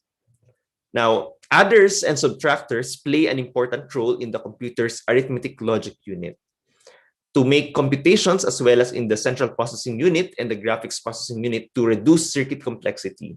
They are the backbone of any digital computer system. Therefore, any improvement in the performance of an adder subtractor is an improvement to the whole digital computer system. Now, what is a full adder subtractor? A full adder subtractor is a device whose output represents either the arithmetic sum or difference, or both of the quantities inputs, depending on the chosen operation. Now, according to Brown and Branesic, the combined full adder subtractor unit is a good example of an important concept of design of digital circuit. It is useful to design these circuits to be as flexible as possible and to exploit common portions of circuits for as many tasks as possible. There is therefore a need for a technology with versatile circuitry that is also able to save area implementation, and polymorphic electronics fit this area. Polymorphic electronics. Now, what is polymorphic electronics? Polymorphic electronics simply refers to electronics that performs different functions under different conditions. From two words, poly and morphous. Poly meaning many, and morphous meaning combination. No? So polymorphic circuits reconfigure its function inherently, while their structure and interconnection remain intact. The conventional way of reconfiguration has been to change the structure of the circuit in order to change its function. This way of reconfiguration is costly in chip area manufacturing. So to save two or more causes higher functional density. There have been several polymorphic gates that have already been published according to Tezar, Simek, and Rosica, and as shown on the screen. Now, what are some of the applications of polymorphic electronics? It can be used as an implementation of a hidden function or invisible to the user, which can be activated in a specific environment. For example, if you want to watermark or to prevent copying from hackers from China or from other companies or other nations, this circuit or this polymorphic electronics could be used for that. Intelligent sensors for biometrics, robotics, and industrial measurement is also an application of polymorphic electronics, and so on and so forth. Now, with the conventional method, there are 80 static CMOS, complementary metal oxide semiconductor transistors, which will be used for full adder subtractor, while TUS complement use 40 static CMOS transistors. This setup will cover large chip area. high power dissipation and will make the processing slow. There needs to be an alternative design, therefore, that would improve performance as well as space versus the conventional full adder subtractor in order to accomplish higher functional density. In other words, there will be more features within a similar chip area or amount of transistors. And this is significant as this will give circuit designers more option to realize their circuit design. So in this research, the method that is in this proposed circuit that is being presented in this research, it employed a 5-phase design approach. So in order to design the polymorphic gate, we employed this 5-phase design approach, namely phase 1, required response, phase 2, polymorphic gate design and assembly, phase 3, adder subtractor circuit design and assembly, phase 4, design check and LT-SPICE simulation, phase 5, response evaluation. Now, if the response did not go well as planned or as desired, we will go back simply to phase 3 and then reconfigure and reconfigure again and again in an iterative way so as to redesign the function to fit the desired response. So for phase 1, in order to design a polymorphic gate for a full adder subtractor, the required response of the full adder subtractor circuit must be considered. Now, what is this required response? It is a set of all possible outcomes defined by a combination of all possible inputs. In other words, the response would be required or would be coming from the truth table itself of the full adder subtractor. Now, for the as you can see here, we have here a table wherein the carry, borrow, and the sum difference are laid out. Now, for the sum difference of this output column, we have derived an expression to minimize this using the K-map to simplify the Boolean expression. Now, what we did here is we broke down that output level into two. And as you can see, this is the AND expression, this is the OR expression, and on the other hand, this is the OR expression, and this is the AND expression. So the carry borrow output column exhibits multiple logical functions. So the carry borrow output produce a logical function of AND and OR respectively when M is equal to 1, and an OR and AND expression when M is equal to 0. Here is the M. This is the control parameter. Now, in this phase, for phase 2, the possible application of polymorphic gates based on the functional behavior or the required response is now being assembled. So we first start our design using the CMOS inverter, and then this is in figure 9 shown the initial setup for the proposed AND/OR and OR/AND. Now, this is the simulation setup for the AND/OR and OR/AND. Now, after the assembly and design of the polymorphic gates, the gates were now then integrated to a full adder subtractor circuit. The figure below shows the block diagram representation of the carry borrow output, wherein the multiplexer here acts like a switch that routes the output of the polymorphic gates to the combined or the designated logic functions intended for the single carry or borrow output. Now, here is the proposed full adder circuit that was constructed by interconnecting the circuit variables of the same type. Fortunately, the space would not allow us to expand this further, but I can zoom it to show the full setup of the simulation of the circuit. Now, after the design and assembly of the proposed full adder circuit, using the polymorphic logic gates, verification was done in accordance to the restrictions defined by the proposed design approach. Violations to the compliance of the candidate circuits with the restrictions were subject to corrections until restrictions were thoroughly met. And finally, the last phase is the response evaluation, wherein the circuit design was able to acquire the target response, no?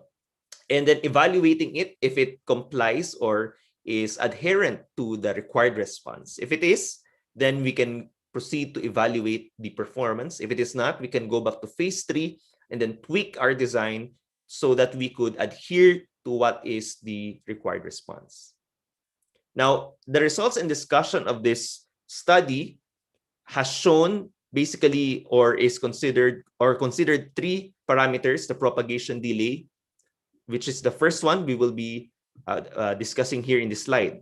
So in this proposed design, power and speed were the primary parameters that were considered. And the following details, the result of the performance test of the proposed full adder subtractor circuit. In this figure, we can see here that the propagation delay is 10.6607 nanoseconds. No? But what is the propagation delay? The propagation delay is actually the time interval between the time the input signal takes 50%. So this is 50% of its logic swing, and the time output it takes to reach the same value. In other words, to be able to measure the propagation delay, we must be able to measure the TPLH, which is the difference of the carry out and the carry in rise time, and the difference of the carry out fall time and the carry in fall time.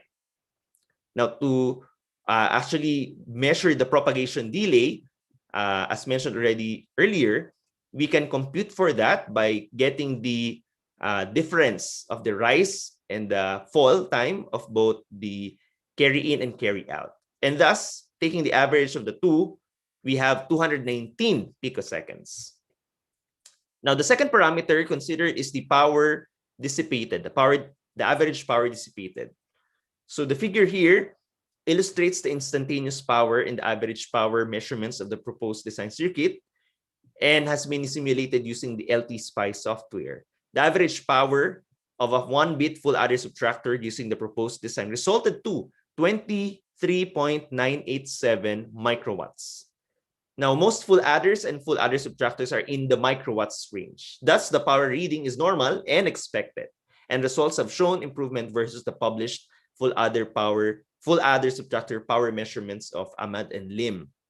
Another parameter considered was the power delay product, and the power delay product is actually the product of the propagation delay and the power dissipated. In this case, the proposed circuit got 5.25 femtojoules. In digital electronics, the power delay product is actually a figure of merit correlated with the energy efficiency of a logic gate or the logic family. Now, this table summarizes juxtaposes the different designs versus the proposed polymorphic design of this study. And the table compares it with them, and the results indicate that the proposed full adder subtractor design using polymorphic gates outperforms the published FAS design, this 4 here, no? It outperforms the published FAS designs in 3 out of 4 parameters, namely the propagation delay, the average power, and the power delay product. However, it ranked poorly on the transistor count category, 38. The proposed design may benefit circuit designers who are looking into high performance and low power applications with minimal concern about transistor count and layout space. Arithmetic circuits play a huge part in the overall performance of a computing device. So in conclusion, a new design of the full adder subtractor using polymorphic gates was introduced in this paper. A control parameter was used to induce selection between addition and subtraction operation that used a proposed polymorphic gate as a building block. Now, this building block was combined with conventional gates to form the full adder subtractor circuit. The proposed circuit topped in 3 out of 4 performance tests simulated. It was fast as it performed 219 picosecond propagation delay. It has the lowest average power at 23.99 microwatts. It has the lowest power delay product at 5.25 femtojoules and has the potential to save 52.5% chip area from the conventional approach and 5% chip area from two's complement approach. The design was simulated using LT-SPICE. using LTSPICE 17, it has yet to be seen on silicon. Now, the hardware model that is capable of supporting the hardware implementation of the circuit is not available locally in the Philippines. It is recommended, therefore, that the hardware implementation and simulation of the circuit using reconfigurable field programmable transistor array model be tested at the Jet Propulsion Laboratory at the NASA in California, United States.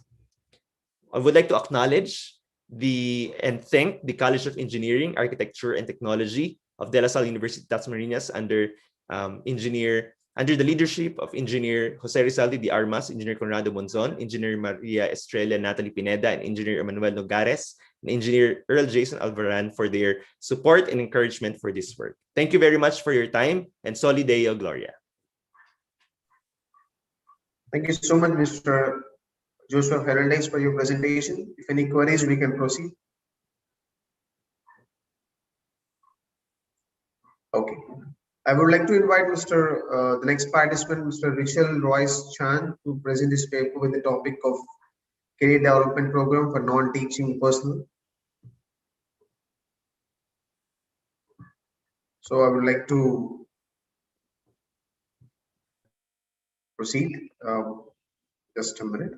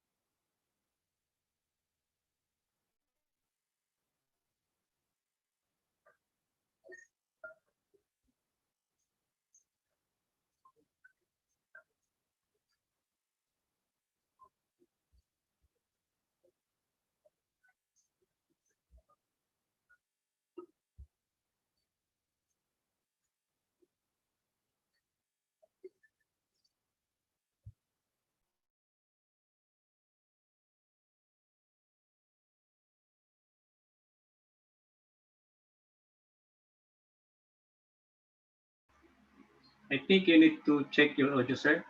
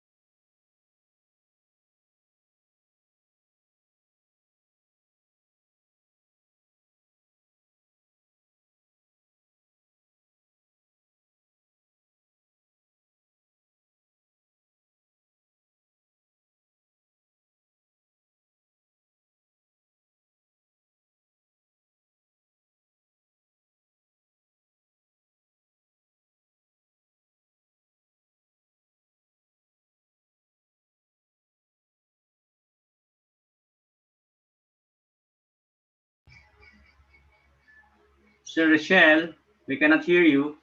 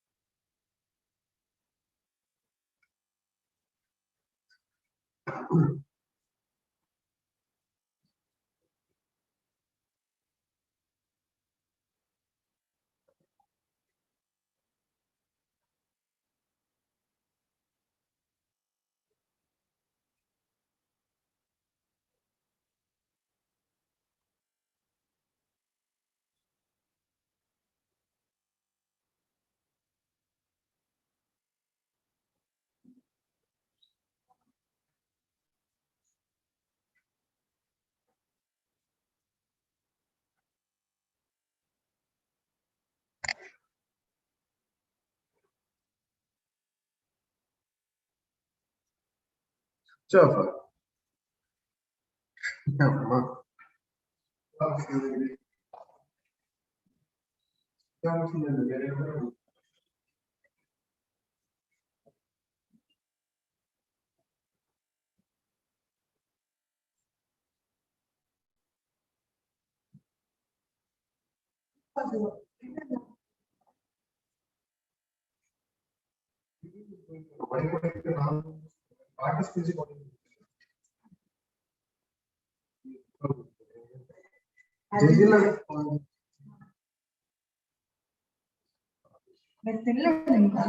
లేదు play చేద్దాం అనుకుని start చేశాను ఈ లోపు audio వినిపించట్లేదు audio వినిపించట్లేదు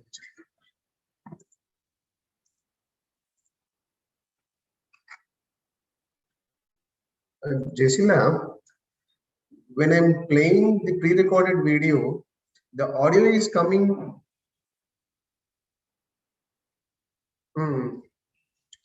When I'm playing the pre-recorded video, the audio is coming in my system, but the participants cannot hear that audio. They are saying my audio is not available, but they can see the video when I share the screen.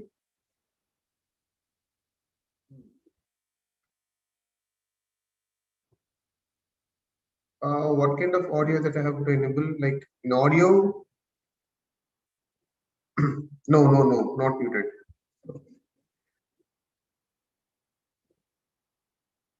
Should I? Now it's in new unmute only.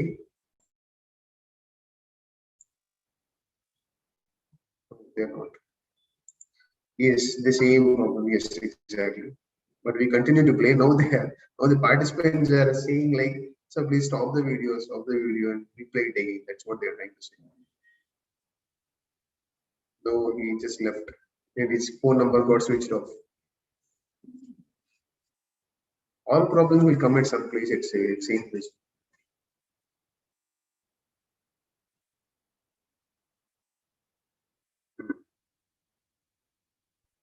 Okay, sure. Nice idea. Okay. There is some problem. Text them. Then there is a problem in the audio. We continue with it. That participant is in live now. Can I ask him to share that? Can he share the video? Let me ask.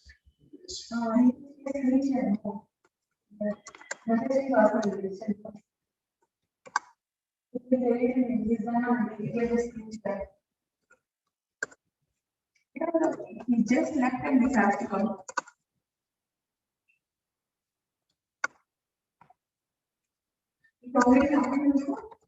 Class conference video అలాగే problem అయింది audio రాలా video మాత్రం వచ్చింది అలా continue చేసాం అదే ముఖ్య రమ్మని అలా పరిగెత్తి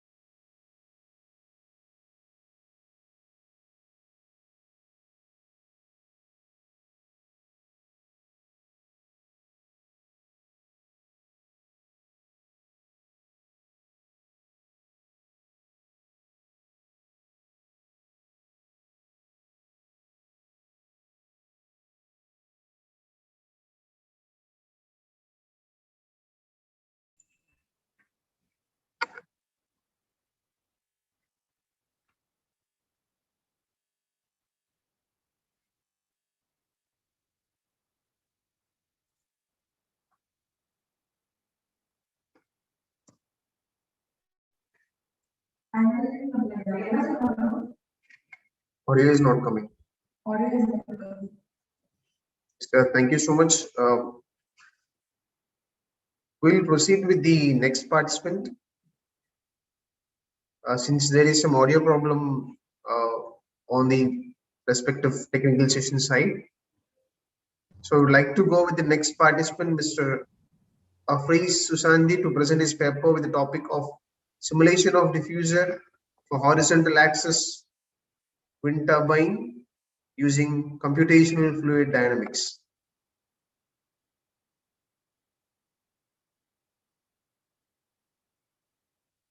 Mr. Afreez Susandi, please the mute. Sir, can you see my share screen? Yes. You can proceed. Thank you. Okay, thank you. Hello everyone, and Mr. Chairman, good afternoon. Thank you very much for the time given to me to give my presentation today. First, let me introduce myself. My name is Apres Susani from Polytechnic State of Sriwijaya Palembang, South Sumatra, Indonesia. I would like to present my paper entitled with simulation of diffuser for horizontal axis wind turbine using computational fluid dynamics. Here are some presentation contents are as you see in the slide, which are motivation, previous research, objective, methodology, result and discussion, and conclusion.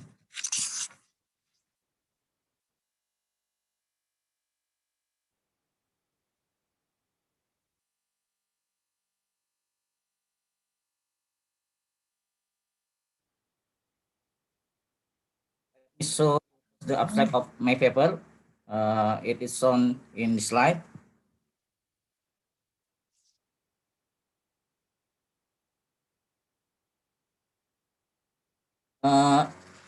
In this slide, I will show you what motivates us to do this research.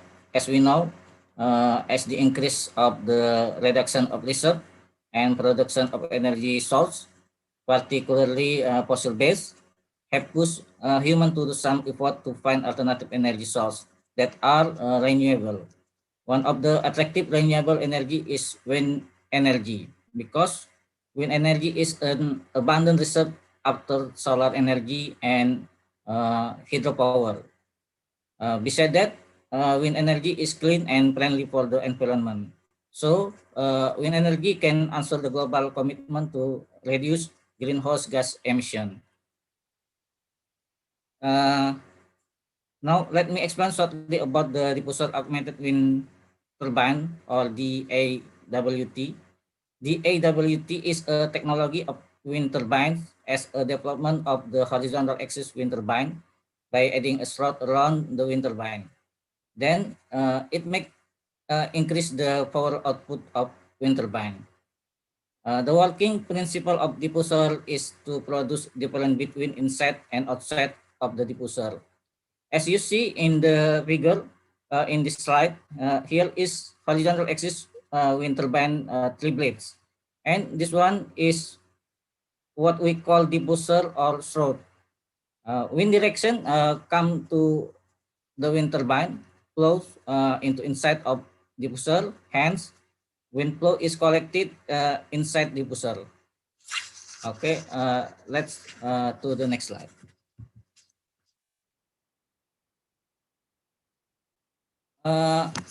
Here are some earlier researches as our reference.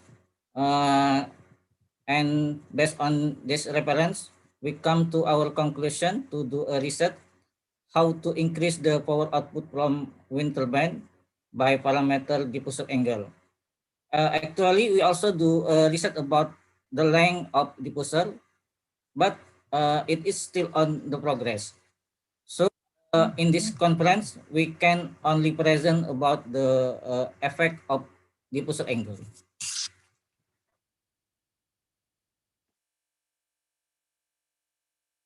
So related to what I mentioned before, to investigate the effect of diffuser on horizontal axis wind turbines based on the angle of the diffuser to optimize the power of stand in wind turbines become our objective. The investigation is made on a 3 blades horizontal axis wind turbine without and with the use of a diffuser. Let's continue to the next slide about methodology.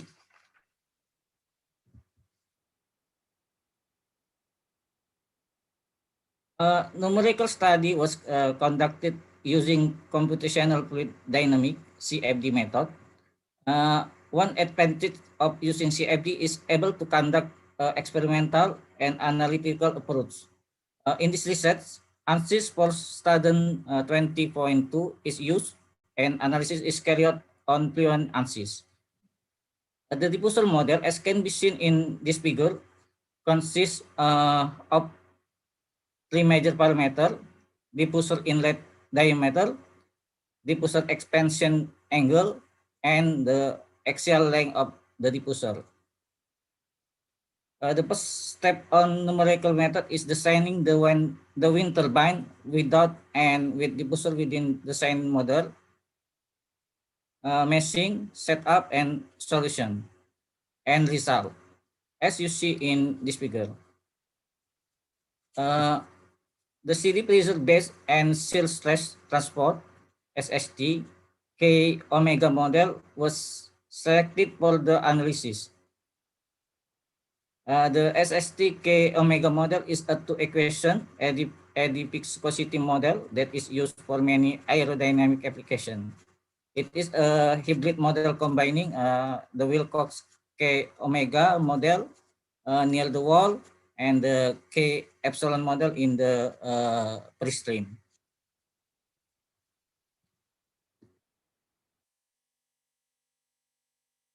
In this slide, I will show you the geometry of stand based on the ANSYS simulation.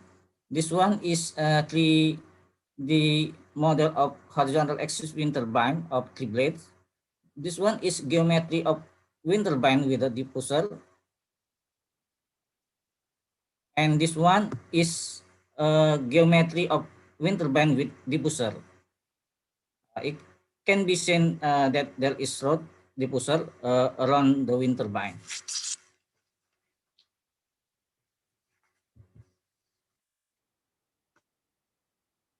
Let's continue to the part of result and discussion. The wind turbine was tested for a magnitude velocity of 10 meters per second in ANSYS Fluent. The contour of velocity variation inside the diffuser is shown at an angle of diffuser per degree, 8 degree, 12 degree, and 16 degree with length 1.25 diameter when diameter is 600 millimeters. It is shown in the figure as you see in lower diffuser in per degree, 8 degree, and 12 degree. The highest velocity inside the diffuser 9 till 10 meters per second was assembled around the wind turbine. The highest velocity can be collected in the direction of a wind turbine within the diffuser at a diffuser angle of 16 degree and the contour of small wind velocity less than 5 meters per second can be increased near to n in direction of wind turbine. So this result indicated the axis of the influence of diffuser angle into the increased velocity inside the diffuser.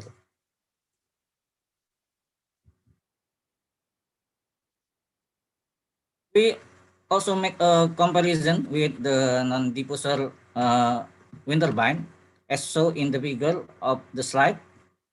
The non-diffuser wind turbine can only concentrate the mass flow of wind at the highest velocity. It is indicated with red color around the wind turbine. 9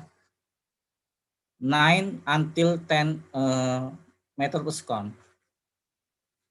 In the previous slide about the diffuser wind turbine, the diffuser wind turbine can concentrate wind flow in small velocities, less than 5 meters per second, and the best profile of contour velocity can be obtained at a higher diffuser angle.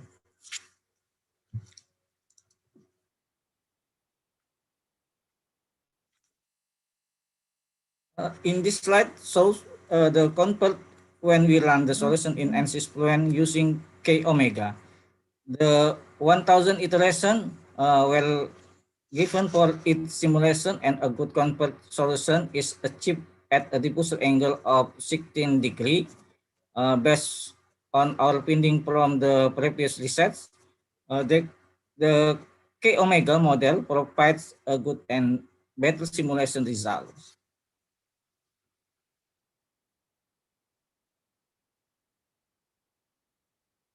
In case of the power output, as can be seen in this slide, the generated power from the non-diffuser and diffuser wind turbine as a function of small wind velocity for a range from 1 until 5 meters per second is calculated using this equation.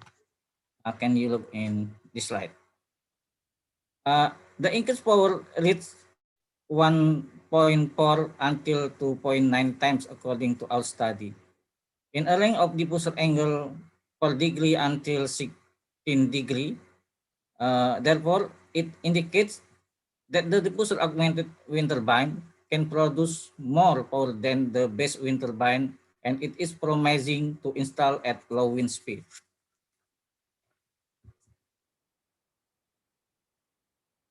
Okay, Mr. Chairman, ladies and gentlemen, in this last part, let me conclude that number one, this research work present the CFD analysis of diffuser at AWT, where their velocity was calculated for different flow velocities and compared with those of non-diffuser wind turbine. The analysis show that the wind turbine perform in view of the wind velocity and generated power can be significantly increased by placing it inside the diffuser.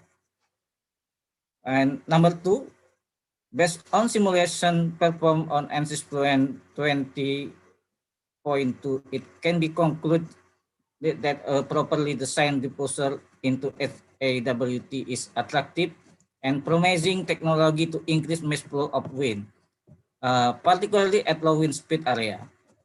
This presented paper show that the diffuser angle can increase the velocity inside the diffuser. On the other hand, the power augmented from the wind turbine diffuser can reach 1.4 until 2.9 times higher than the non-diffuser wind turbine. So, that's all my presentation. My good thank for all attention. Having a nice day, and wish you all stay healthy. Good day.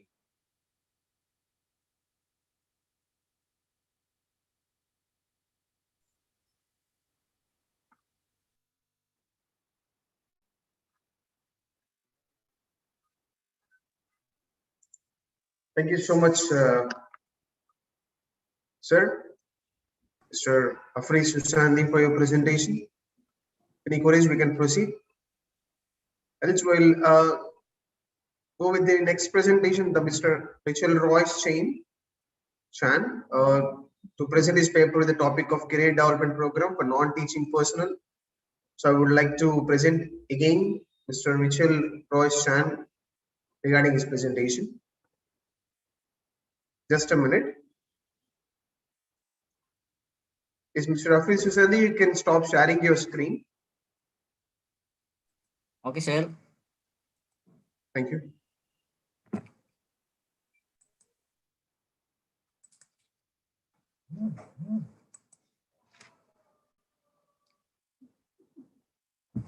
Aduh, yung rekamannya. Masih live ya?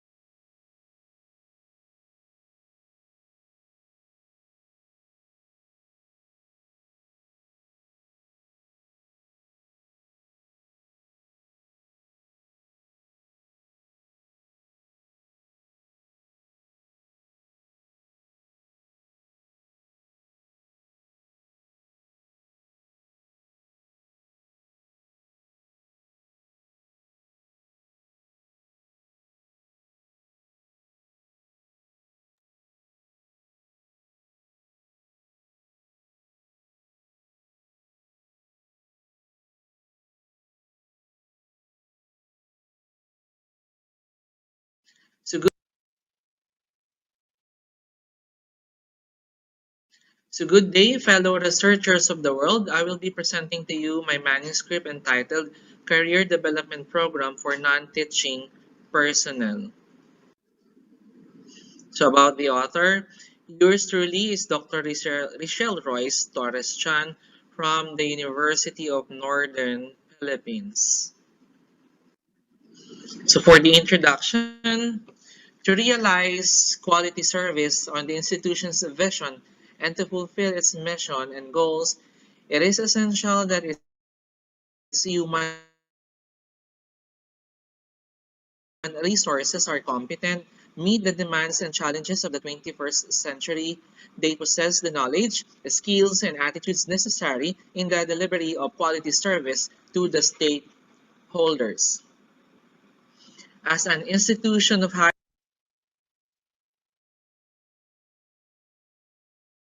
education, it is made up of teaching and non-teaching personnel. So the non-teaching staff is part of the support community to fulfill the university's goal and vision of providing its clients with quality education rooted in excellence. As to the data consolidated, there is the decreasing number or percentage of non-teaching personnel attendance or participation to such developmental activities. So the study highlights the factors that the management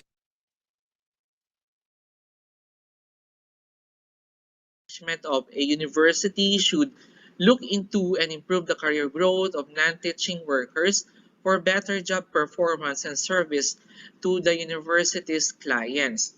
So an institution's excellence and capacity to carry out its respective mission is inextricably related to its employees' efficiency and devotion. So the success of learning can only be accomplished by workers who are compassionate, professional, and dedicated. There is therefore an apparent need to establish and institutionalize a robust, structured career development program to achieve the goals set for this purpose. The objectives of the study: determine the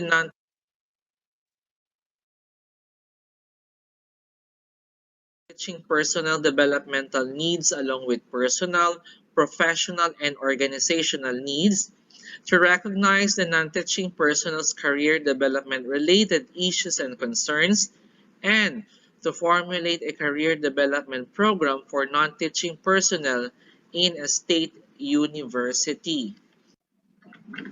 For the conceptual framework,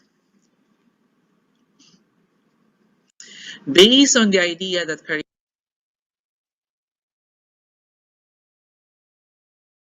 development is an essential factor in maintaining the workforce quality and soundness in any organization, this study formulated a career development program for the non-teaching personnel.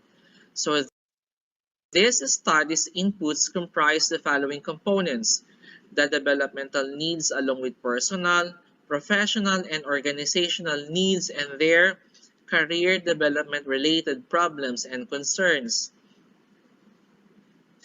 Moreover, the career development related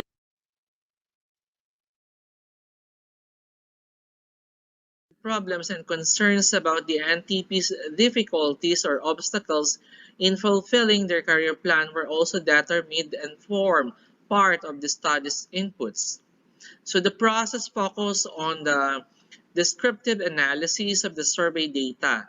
So the analysis was followed by the career development program formulation based on the findings and insights drawn from the survey, after which the formulated CDP was validated by a panel of experts.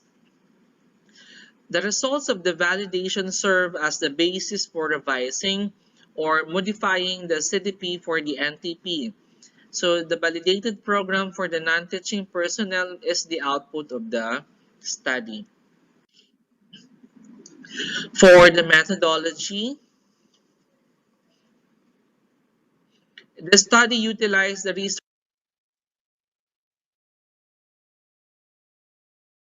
research-based development method. So there were two classes of respondents. The first group consists of the non-teaching personnel of a state university eligible based on inclusion requirements and have been working for a minimum of 2 years. The 8 validators who were asked to validate elaborate CDP were another group of respondents. Using a survey questionnaire, the baseline data was obtained. Also, a documentary analysis was performed. Another survey questionnaire was also used and a ranking scale to verify the validity of the CDP. Said questionnaires were adopted in the study of Guerrero. So moreover, frequencies, percentage, means, weighted average were used to evaluate and interpret the data collected. There were 195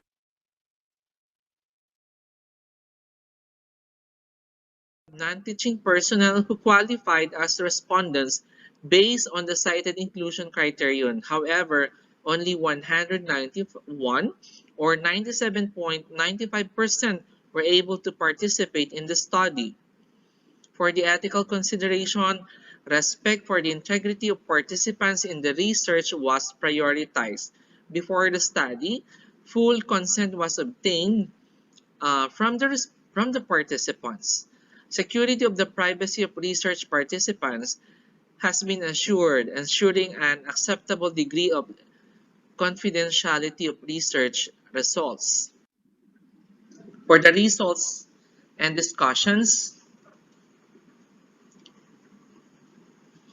on the development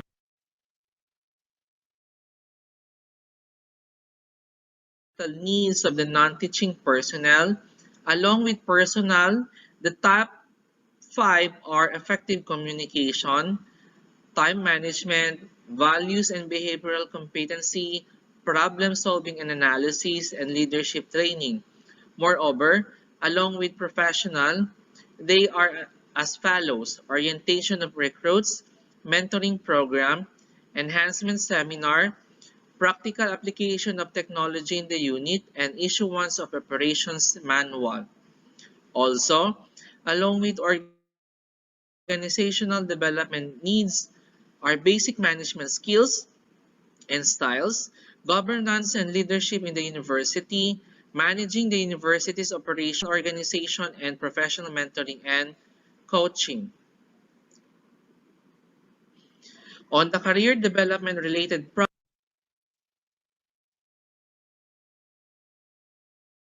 problems and concerns, two problems tied as the most prevailing difficulty they encounter, such as workforce planning is not integrated with career development and staff involvement in choosing deciding the career development activities to pursue is not practiced. These results imply the need for the institution to pursue career development activities vis-a-vis the competencies of staff needed to smoothly implement the mandates of a particular department or section. On the career development program,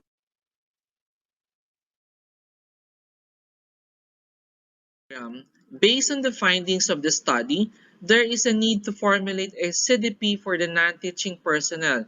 Hence, the CDP is presented in the succeeding section of the research study.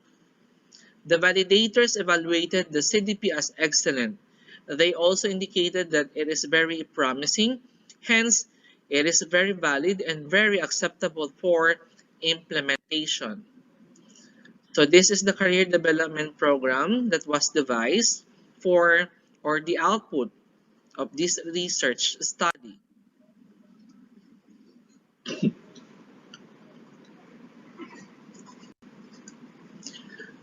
So the first part is the rationale.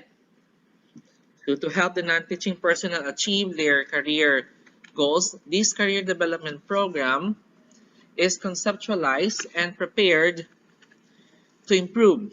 It can guide career advancement in the chosen field in which all the non-teaching personnel agree that career development is essential. For the general program objectives, to create a supportive culture in the university and help the non-teaching personnel grow, develop, and utilize their skills to achieve their desires and aspirations related to their careers, so that both the institution and the individual non-teaching personnel can reach goals simultaneously.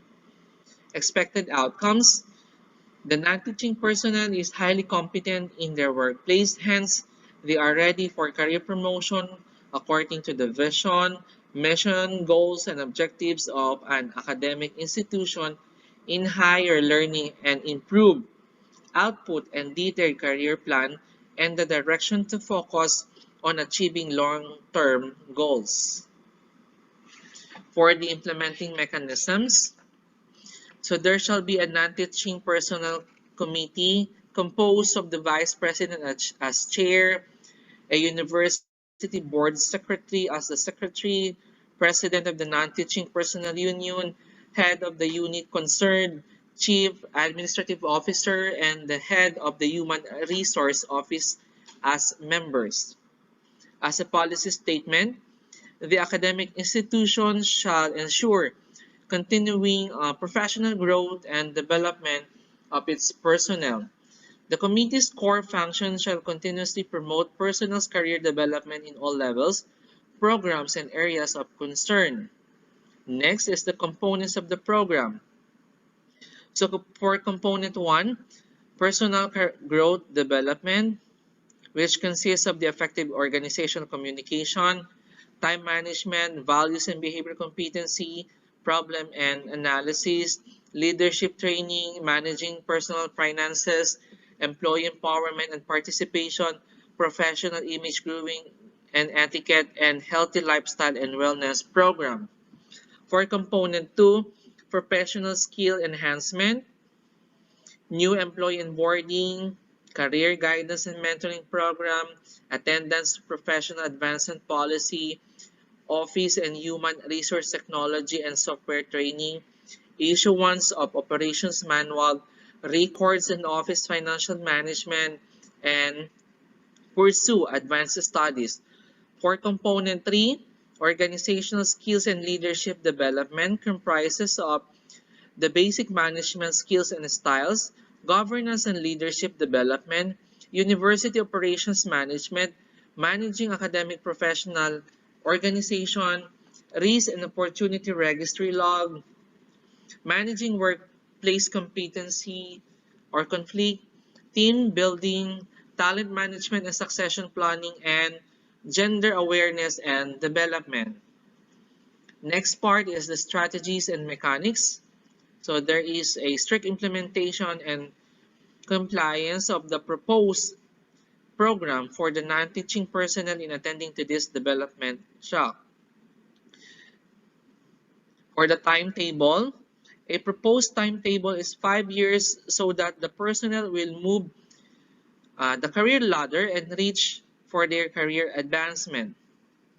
For the budget, a total of 5 million pesos per annum will be allocated for this proposed career program.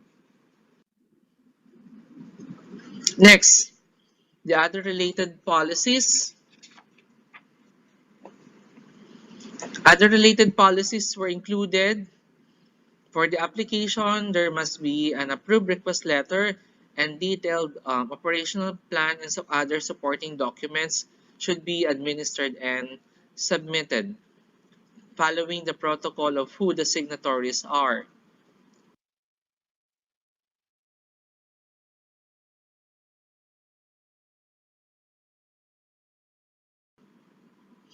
Next, the evaluation tool for the implementation of the career development program that will be presented later.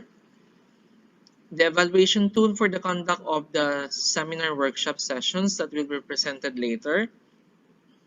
The individual career development plan for the non-teaching personnel. So the plan is a written self-reflection and enhancement account that doubles as a detailed action plan used to fulfill the non-teaching staff, professionals, personal and organizational development base and goals based on their career basis. So also the target participation schedule and date achieved for career activities are indicated. And then the matrix on the implementation of the career development program will be presented later. So this is the matrix table on the implementation schedule of the career development program.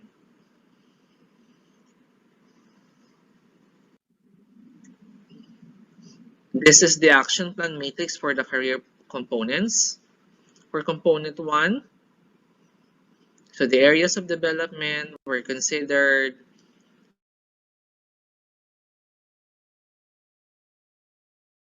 Also with the objectives, strategies, and activities, the expected outcomes, the persons involved, time frame, and the budgetary requirements. Also with component 2, professional skill enhancement, and together with component 3, the organizational skills and leadership development.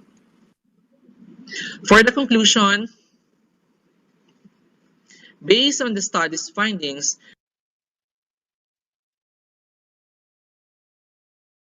it can be concluded that there is a need to formulate a career development program for the non-teaching personnel covering their entire career life cycle. So the crafted CDP is very valid, hence it is very implementable. For the recommendations, to consider the implementation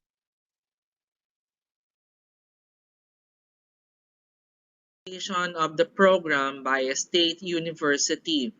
The university's HR office will aim to incorporate the program, followed by an assessment a year after its introduction and implementation, using the program's method to track the program's effects on its efficacy and achieving the desired results. The institution's management shall spearhead the conduct of the study 5 years after introducing the program to assess the importance of the various activities and identify the required changes to meet an evolving work climate's requirements. In conjunction with the HR team, non-teaching staff supervisors should promote and instill in them the value of engaging in professional development activities. Another, the HR office should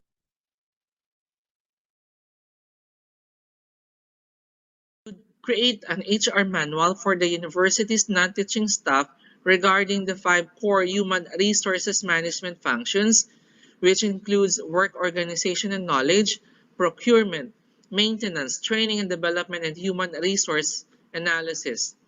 An individual career development plan that is struck and supervised by the HR office or the operating unit's head should be available to the non-teaching personnel. So this becomes the personal career path that forms the basis of programs for developmental support. Administrative and human resource officers should give priority to the non-teaching staff for career mentoring and coaching. For all stages of their careers, this would be the basis for preparing and meeting both the professional and professional needs of non-teaching staff. Other SUCs and HEIs, public and private in the region, may carry out a similar analysis. This is the bibliography. So thank you for listening and have a good day.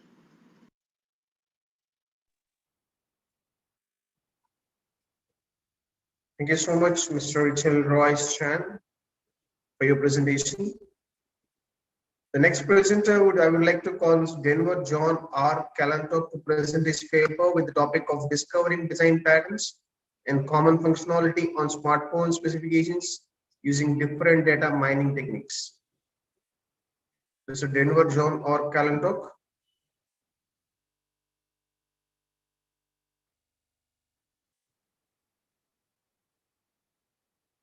Just a minute, we will proceed with the presentation.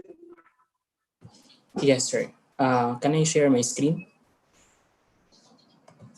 So you want to present yours, you want to share the screen? Yeah, yes, I will do this live.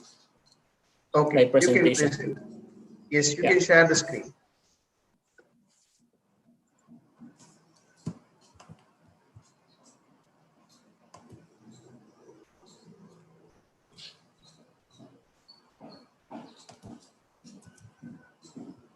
Can everyone see my screen now?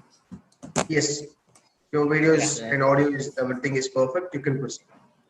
Yeah, thank you. Good day, everyone. I'm Dan Virjan Kalantok from College of Science and Computer Studies of De La Salle University das Marinas. And my bio for brief bio po is I'm currently the IT student in De La Salle das Marinas. Then I'm a software engineer at Amdocs Philippines Incorporated. And smartphones, let's go down to the research paper. So smartphones are prevalent in today's society and their ubiquitous property penetrated every aspect of our daily life. Even in sports, smartphones are used to browse team statistics, share videos at games, interacting on social media, and sport fanatics frequently use smartphones to look for sports journeys. Nowadays, smartphones demand are so high, thus the consumers always want the latest release of smartphone. Consumers will consider product features at first and smartphone convenience, such as longer battery life and slightly larger screen size. Some latest release of smartphones do not necessarily offer bigger or new features, but the manufacturer add a little features on it. Some smartphones manufacturer take advantage of the hype and trend, so it often leads the consumer to own a smartphone that is not best and affordable. This research aimed to get a design pattern and commonality on smartphone specifications. The research aims to compare all smartphones, not just broad preference between leading companies like Apple and Samsung. The research also aims to find some patterns on smartphone specification so we can able to sort or classify the smartphone according to their features. The methodology used in this research paper is knowledge discovery in databases, or KDD. KDD is a process that allows exploratory scanning and analysis of large repositories of data in order to find useful patterns that can be considered as knowledge about the data. The process of knowledge discovery involves the use of database along with selection, preprocessing, transformation, data mining, and interpretation. Figure 1 shows the step-by-step process flow used by the researcher for the KDD process. Smartphone data specifications were scraped from the internet, specifically on the company's respective website. There are 44 attributes on the dataset, which includes smartphone specifications, and there are 8,806 smartphones that are gathered.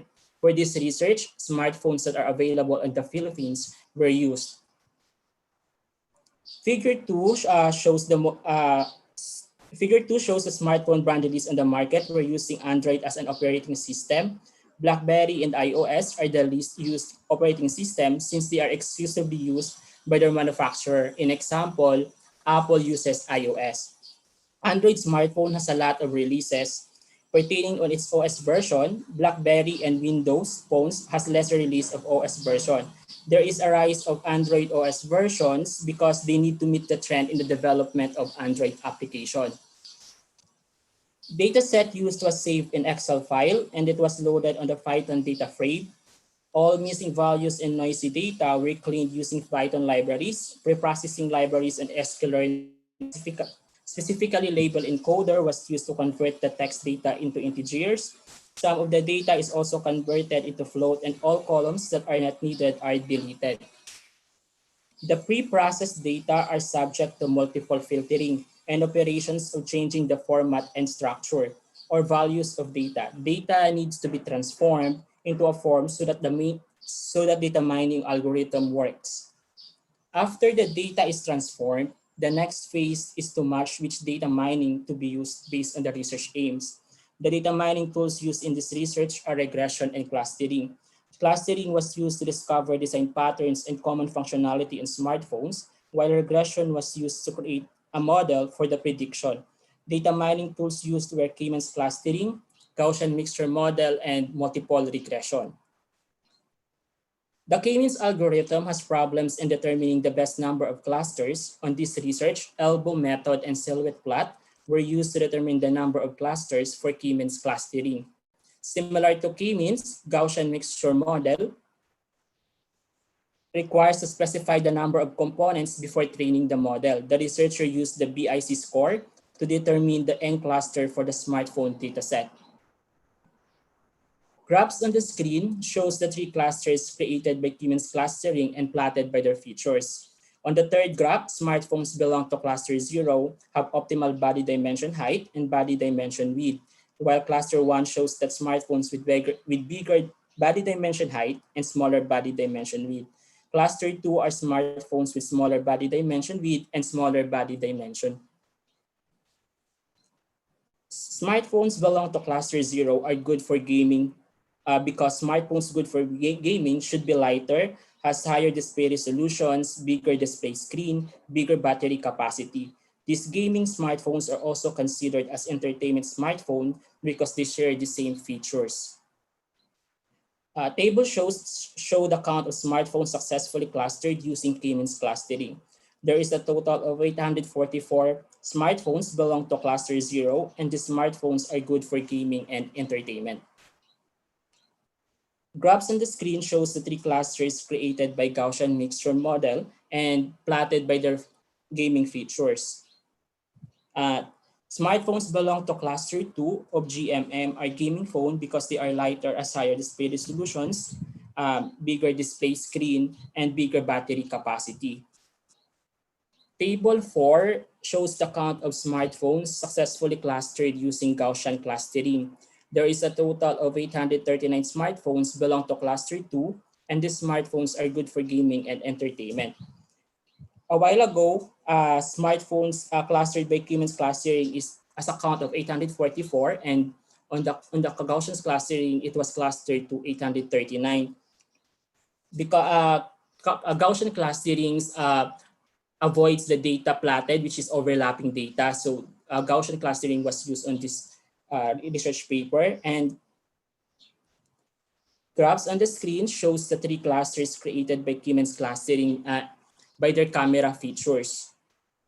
Table 5 shows that smartphones on cluster 0 are the phones belong to the camera phones cluster, since this cluster has bigger battery capacity, higher primary camera, and big internal memory. Table 6 shows the count of smartphones successfully clustered using Siemens clustering. There are a total of 823 smartphones belong to cluster 0, and these smartphones are good for photography. A total of 1,243 belong to cluster 1, and 111 smartphones on cluster 2. Cluster 1s are smartphones with high primary camera but lower battery capacity, while cluster 2 has bigger display screen but a lower primary camera. Graphs on the screen shows the three clusters created by Gaussian mixture model and plotted by their camera features. Smartphones on cluster 2 are the phones belong to the camera phones cluster, since this cluster has bigger battery capacity, high primary camera, high secondary camera, and optimal internal memory. Table 8 shows the count of smartphones successfully clustered using Gaussian clustering. There is a total of 1,050 smartphones belong to cluster 2, and the smartphones are good for photography. A total of 921 belong to cluster 0, and 206 smartphones on cluster 1. Cluster 0 has smartphones with a low range as camera smartphones, while cluster 1 has high camera specification but lower internal memory. Multiple regression was applied on the dataset to predict the display size and battery capacity of smartphones given its specification. Linear regression algorithm was from the sklearn library was used to build the model. The model was created and fitted using the 75% of training dataset. The intercept of the model and the slope is determined. As such, the regression model is developed using this model. And using this model, we can predict the display size of the smartphone. Supposing Apple iPhone 8 display resolution width is 750 and display resolution height is 1,334 and body dimension width is 67.3. Substituting the value in the model, then it's predicted that the Apple iPhone 8 display size is 4.0587, but the actual size is 4.7. After the model was developed using 75% of training data, then 25% of testing data is used to test the created model. The model was able to predict the display size of the smartphone, and the coefficient of determination is 91.98. The mean absolute error is 0.25, the mean squared error is 0.13, and the roots mean squared error is 0.36 for the accuracy of the model. A linear regression algorithm from the sklearn library was used again to build the model for predicting the battery capacity. The model was developed and fitted using 75% of training data. The intercept of the model is negative 246, and the coefficients of coefficients of the slope are 1.11, negative 3.74, 5.08, 2.4, 3.84, 3.32, and negative 2.3. Consequently, the regression model was developed, and using the model, we can predict the battery capacity of the smartphone. Supposing Samsung Galaxy S5, the display resolution width is 1080, the display resolution height is 1920, display size is 5.1, primary camera is 16, secondary camera is 2, and the internal memory is 16 and has a loudspeaker options, and substituting the value in the model. Therefore, it is predicted that the Samsung Galaxy S5 battery capacity is 2,752.99 milliamperes. The accuracy of the model was tested by 25% of testing data.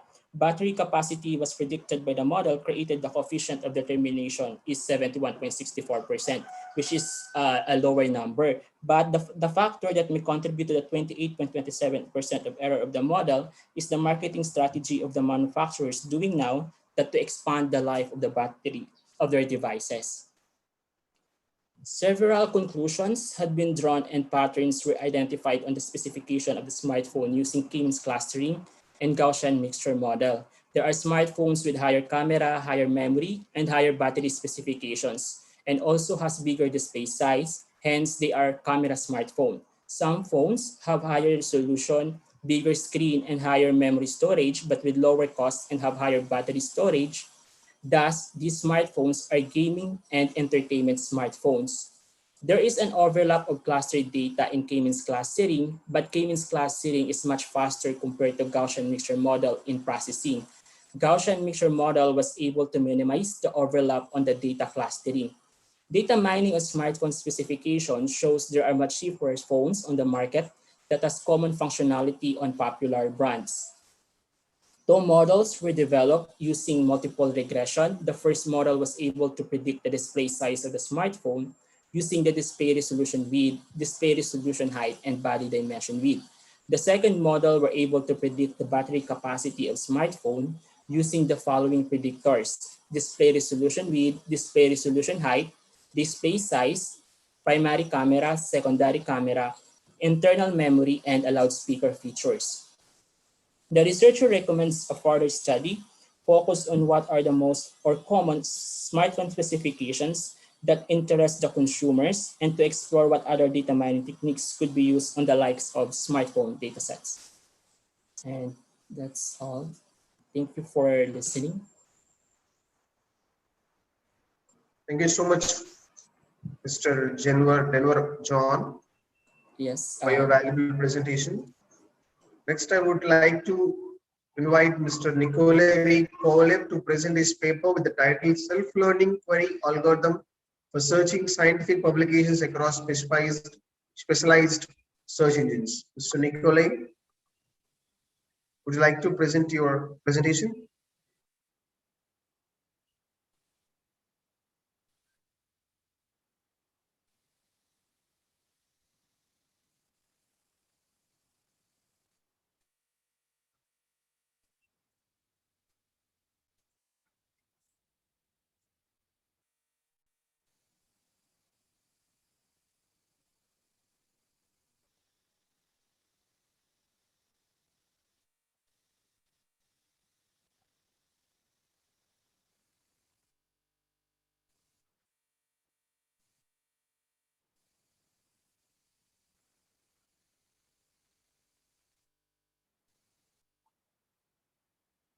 Wait, My name is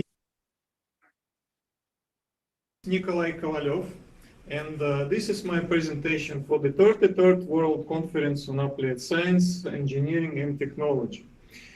And today I discuss about my research, the self-learning query algorithm for searching scientific publications across specialized search engines. Okay, a little about myself. I'm from Russia, and after graduating my university, I teach database subjects in Moscow State University.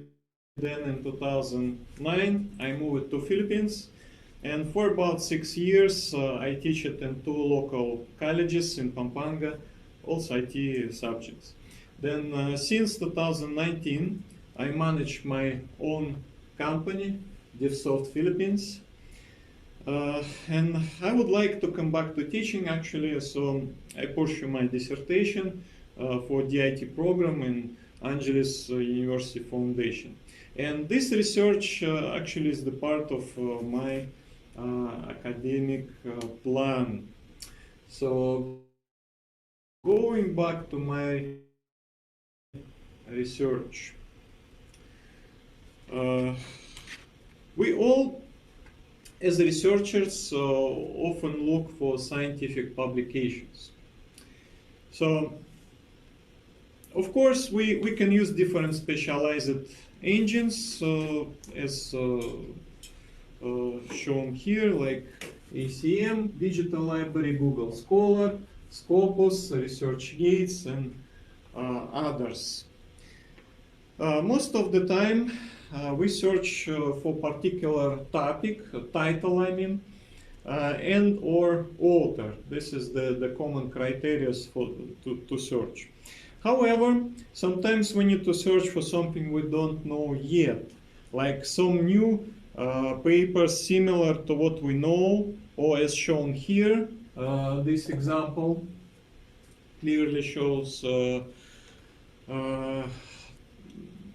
such search queries can be called as searching for uncertain criteria. And existing search engines may not help us much for such kind of search. Also, working with the existing search engines, we can experience the next common disadvantages. As you can see here, there are many disadvantages. So, to solve it all at once, I have developed my own search engine. Actually, this is part of my dissertation, but here we discuss only about the search algorithm. So the method I use. So what method I used to develop the algorithm for searching for publications having some uncertain criteria. There are many researchers already which proposing different neural networks methods about this area, but I'm sure the all good statistical methods can provide same good results. So let's assume we have set of source data, call it D here. From what we can extract some data elements, I call it A here. There are many data elements, and in my case, each such data element is the publication header containing title, author, date, and other basic information, including abstract, of course, if it's available. Then we can just use statistical methods and machine learning techniques to search for what we desire to find. Such search goals I call here as desired groups G. Let's look at the example on the slide. As a simplified schema, this is the example, simplified schema, how this method is working. So each data element inside the source data set has its own absolute rank, number of copies, like here we see how many, 1, 2, 3, 3. Red red balls, 1, 2, 3, 4 green balls, and 2, 3, 4, 5 blue balls. So for example, we look for something green, red, and blue. Here, red, green, and blue, and let it be our desired groups. So with exact matches, there is everything clear. If we found exactly green ball, we put it in the green basket. And the green desired group G1. But what if the ball is not that green? For example, light green, as it's shown here. So how to decide to what desired group it can belong? In order the desired algorithm to work properly, we need some numeric value. So it will be easy to encode it, to develop it. I found such characteristic and call it as affinity power A. So you can see the definition here. So affinity power between data element and desired group is an integer value showing the rate of how often the data element and desired group are appearing together in the source data. So finding the affinity power for each testing data element will simplify the process. So we can find of how many times the light green ball is appearing together or connected or affiliated with each of the desired group. For this purpose, we can use some previously collected statistics. I call it here statistical feedback. Or gathering new statistics like just typing in Google light green space blue and green space light green. So we will see number of links for the pair green light green, and number of links as shown here will be significantly higher than for the pair light green and blue. So 100,000 and 1,000 on the example. And this fact can be used by the proposed algorithm to make its decision. So this is how statistic is working here. Actually, things are a little bit more complicated, and I set the next conditions. So this is number 1. To decide if a data element belongs to a desired group. One of these conditions, this is number 2 on the slide, can be used in the beginning of search operation to teach the algorithms how to put putting in the desired group some samples, so it will not be empty. So the desired groups G are not necessarily reflecting exact goals we look for and can be uncertain, like any kind of red or any kind of green. So the next, the algorithm. If you read my paper, it's a little bit complicated, so I draw here a simplified block schema for better understanding. So let's look in that in detail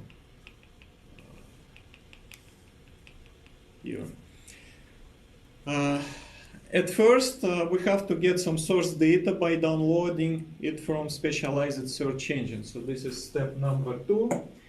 Then we parse this data and extract the data elements. This is step number 3. So for this, the users has to set the initial search criteria just to limit the size of the data downloading. Even the algorithm works with the just publication headers. There are many of them, and the search result set page can be 50 or 100 kilobytes in size. If we work with multiple search engines, the algorithm has to download much source data. Then the downloaded web page will be parsed in order to extract data elements. At the step number 4, we initialize the desired groups according to the condition 2. So this is step number 4. So actually we can encode or hard code this at the step number 1 to speed up the process. So at the same time, the user can set it manually. So during the main phase here, steps number 5 to 8, the algorithm should inspect each extracted data element for satisfying the condition 1. So this is check operation number 1. If the algorithm has access to statistics collected before, then it may check it also, especially the affinity power. So this is the condition number 2 on the schema. So if the data element satisfies both conditions, then it will be connected to a desired group. Statistics will be stored, step number 6, and the search criteria will be updated for the next iteration. So the next iteration will be more precise. So with each iteration, the algorithm will search for more and more results which will be closer and closer to reality. By the way, going back to our example given on the slide number 3, our desired group will be the next part of the query, starting here, programming strategies for contextual runtime specialization of Dr. Roberto Padulain from Angeles University Foundation, which will be compared against recent researches. For this purpose, we have to set here the publications area to minimize the result set from the search engine. Of course, none of the algorithm is protected against mistakes, but as I can conclude here, using this method is possible to get relevant results. That's what's actually stored in internet for desired groups.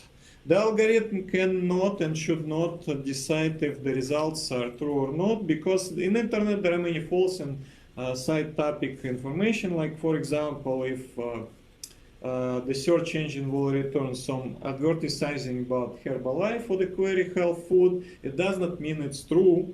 The algorithm works only with that information it has access to. So, but anyway, there are some suggestions for the software developers who will develop their own search engine using this algorithm. So you can see here the suggestions. Okay, thank you very much for listening my presentation. If you have questions, you can email me directly. This is my email.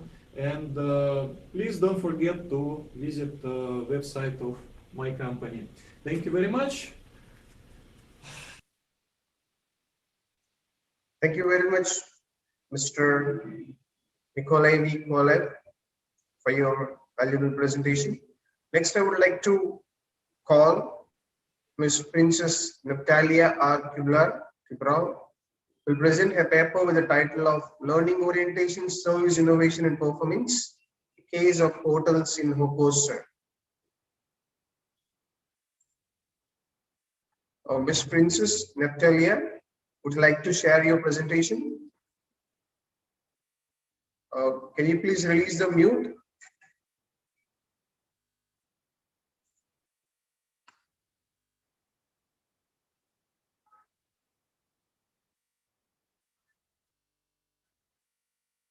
Ms. Princess Natalia, please release the mute. Okay. Just a minute, I'll share the respective video.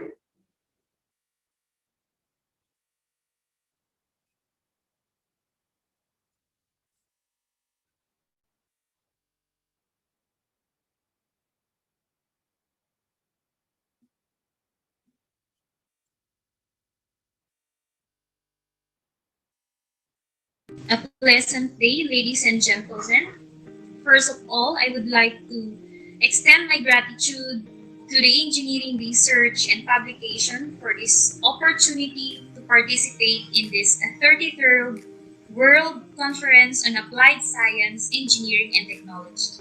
I am Dr. Princess Neptala Quebral from the University of Northern Philippines, and I am here to present my paper entitled Learning Orientation, Service Innovation and Performance, a Case of Hotels in Ilocos Sur. At present, I am an assistant professor too. I finished the degree Doctor in Business Administration, and I'm currently the coordinator for extension. Introduction. Known as one of the country's fast-rising service industries, hotels has pursued continuous innovation and learning. Private and corporate-owned hotels are continuously forced to learn ways to develop their products and services, improve quality and brand, maintain a good reputation and image, cut costs, and increase sales. Learning orientation is proposed of clear innovativeness, which is performance. Service innovation, on the other hand, has long been recognized as an important driver of economic growth. Learning orientation as measurement are fundamental success factors in the global economy. Discover new practices of management. In the conduct of the study. Despite the increase in tourism, Ilocos Sur got the lowest share of the total provinces. Most by tourists are delay in service and slow or lazy people. Here are the objectives of the study. Number 1, to determine the level of learning orientation of hotels in Ilocos Sur along commitment to learning, shared vision, open-mindedness, and intra-organizational knowledge sharing. As to the level of service innovation, the service, market, process, and organizational related dimensions will be considered. And lastly, performance of hotels along financial, guests, and internal business. The second objective of the study is to determine if the performance of hotels is influenced by the learning orientation and service innovation of managers and employees. The methodology of the study. First, for the research design, descriptive correlational method of research was used, and it was supplemented with interviews and observation. As for the subjects of the study, 917 agreed to participate in the study, wherein 74 are managers and 843 are employees. List available in the business name registration records of the Department of Tourism and Department of Trade and Industry were considered as sources of data. Data gathering tools. The instrument used in the conduct of study has 3 parts. Part 1 measured the level of learning orientation as to commitment to learning, shared vision, open-mindedness, and intra-organizational knowledge sharing. Part 2 measured the level of service innovation of the hotels in terms of service, market, process, and organizational related dimensions. Part 3 measured the level of performance measurement of hotels as to financial, guests, and internal business process performance. We have here the summary of findings, the conclusion, and the recommendations. First, as to the level of learning orientation and service innovation. The level of learning orientation of hotels in Ilocos Sur is at a high level as depicted by its 4.0. All the indicators along level of service innovation of hotel industry in Ilocos is at a high level as depicted by its overall mean rating of 3.96. The level of performance of hotels along the three indicators is high as backed up by its overall mean rating of 4.0. Third, on the influence of learning orientation and service innovation on performance of hotels, the findings on innovative technology could imply that the hotel's decision to innovate is a vital element that enables the hotels to achieve the desired performance level. Likewise, the findings on the consistency of service delivery could imply that to keep the hotel's good performance, managers and employees should deliver the same quality of services. The finding denotes that the hotels may adopt more learning orientation and service innovation to employees with undesirable traits. The finding of reputation implies a hotel has not yet established a good reputation in the market. Managers and employees will likely implement learning orientation and service innovation. Lastly, the finding along organizational related dimension implies that hotels' overall performance rely on how well the top management manages employees. It may also signify that a well-structured and formalized organization may significantly impact the hotel's financial, guest, and internal business performance. For the conclusion and recommendations. First conclusion, the manager and employees assess levels of learning orientation and service innovation of the hotel industry are as high. It is recommended that managers are encouraged to pair employees with mentors, because mentoring relationships can foster positive and productive working relationships, helping employees learn and gain encouragement and support in their jobs. When coached with encouragement, employees can help the hotel adapt to changes and reach the next level of success. Second conclusion, the managers and employees assess the performance of hotels and financial, guest, and hotels should build more networks in order to open significant opportunities, having more local and international professional groups like Hotel and Restaurant Association of the Philippines and the Philippine Hotel Owners Association incorporate stronger connections, thus increasing their financial, guest, and internal business process performance. Lastly, for the third conclusion, the combination of the level of learning orientation and service innovation influence the level of performance of the hotel industry in Ilocos Sur. Innovative technology, consistency of service delivery, behavior-based reputation, and organizational related dimension were found to have significant influence on the performance of the hotel industry in Ilocos Sur. And it is therefore recommended managers should continue challenging their employees with meaningful assignments. In order for more innovative and dedicated employees, the top management should get their employees to leave their comfort zones by sending them to postgraduate studies or experiential activities. Here is an action plan based on the result of the study, and its objective is to improve learning orientation and service innovation and other factors of the hotel industry operations. The titles of the program were the following: Employee Development Program, Communications Development Program, Capability Building cum Research Dissemination, Entrepreneurial Capability Development Program, Benchmarking, Gender and Development Program, Orientation Program, Accreditation, and lastly, research. This is the end of my presentation.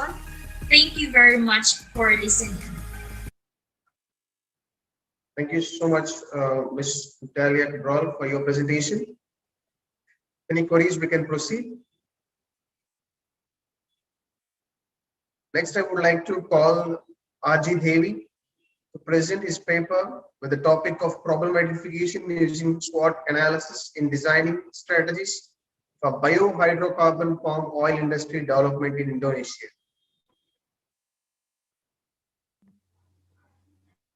Hello, can you hear my voice? Hello? Can you hear me, ma'am? Yeah. Hello, can you hear my voice? Your voice is too low, ma'am. Can you speak louder and you can share your screen? Okay. You have. Okay, thank you for the opportunity. I would like to share my screen.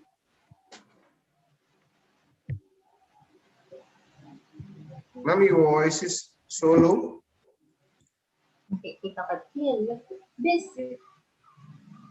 Can you see my screen? Yes, I can see your screen. Now you can start your presentation.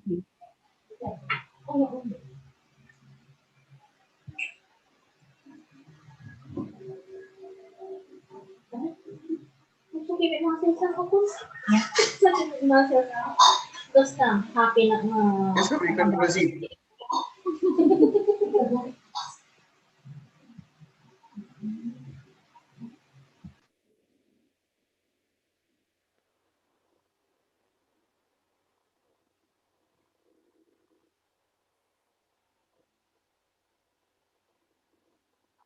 Thank you to moderator for the opportunity. On this conference, I will represent the authors to present the result of our study. The title of this study is Problem Identification Using SWOT Analysis in Designing Strategies for Biohydrocarbon Palm Oil Industry Development in Indonesia. The first author is Mrs. Retno Gumirang Dewi. Co-authors are Mr. Ucok Siagian, Ms. Elias Parindarati, Bisa Sefi, and myself, Rian Rahmana. We are from the Center for Research on Energy Policy, or CREP, Institute Technology Bandung, Indonesia.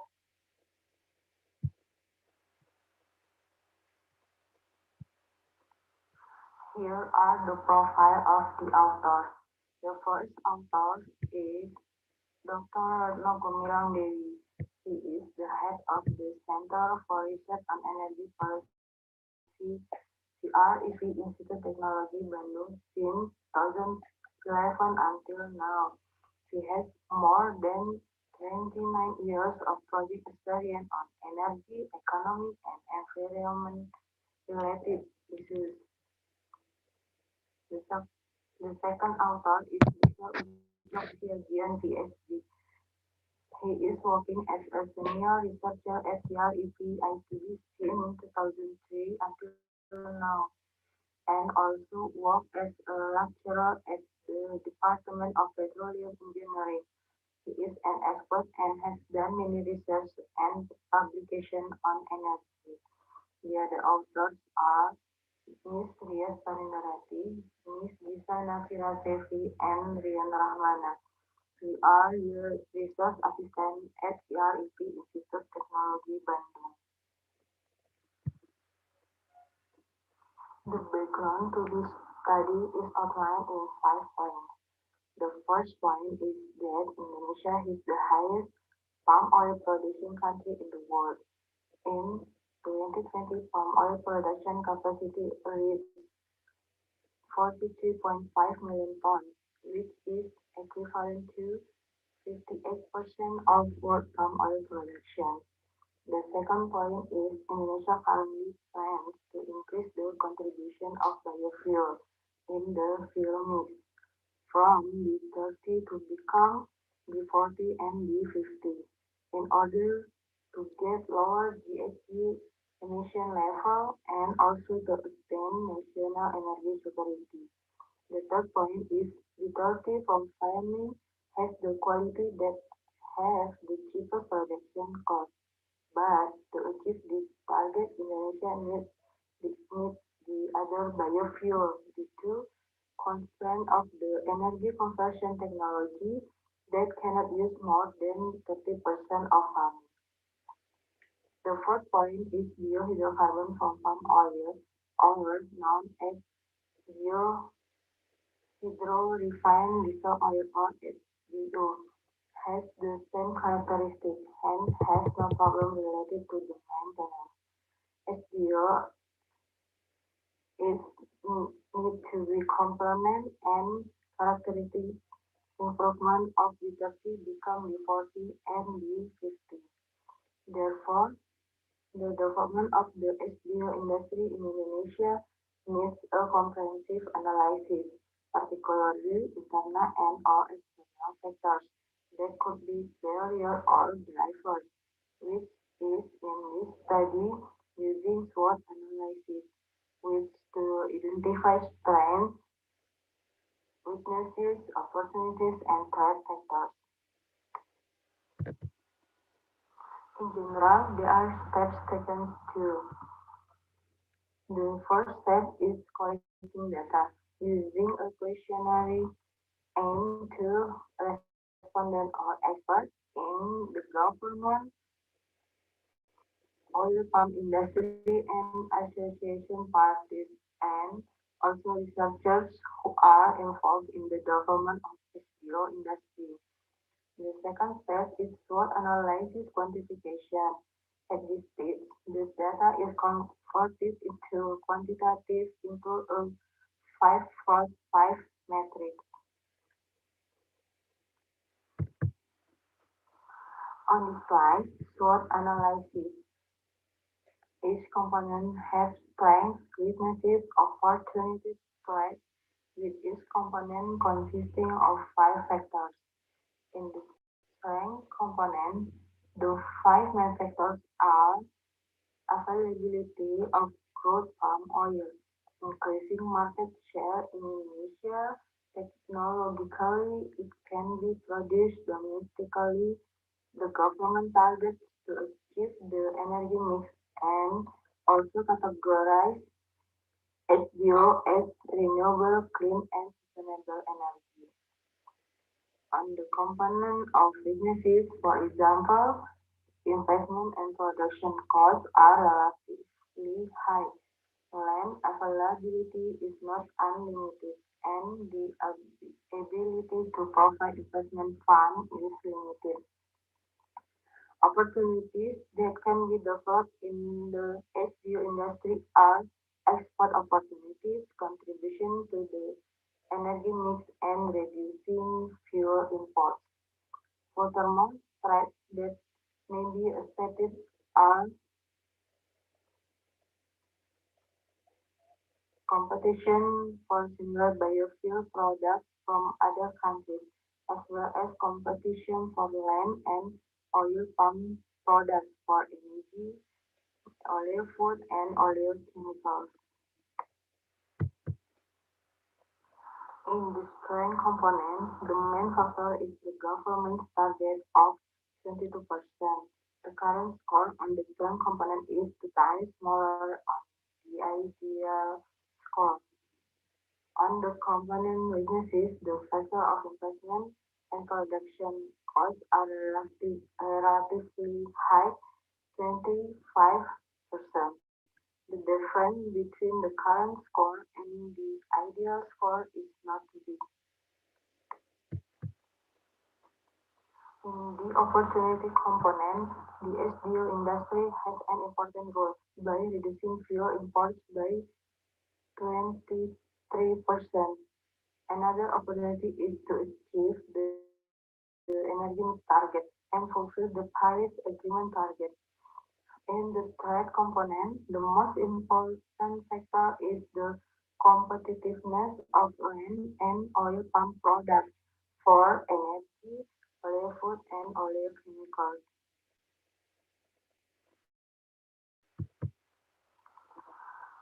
For each component contains the SWOT analysis. So we calculate to get the resultant value. The current score is minus 0.83 minus 0.72, which is in quadrant 3, or the area between weaknesses and threats.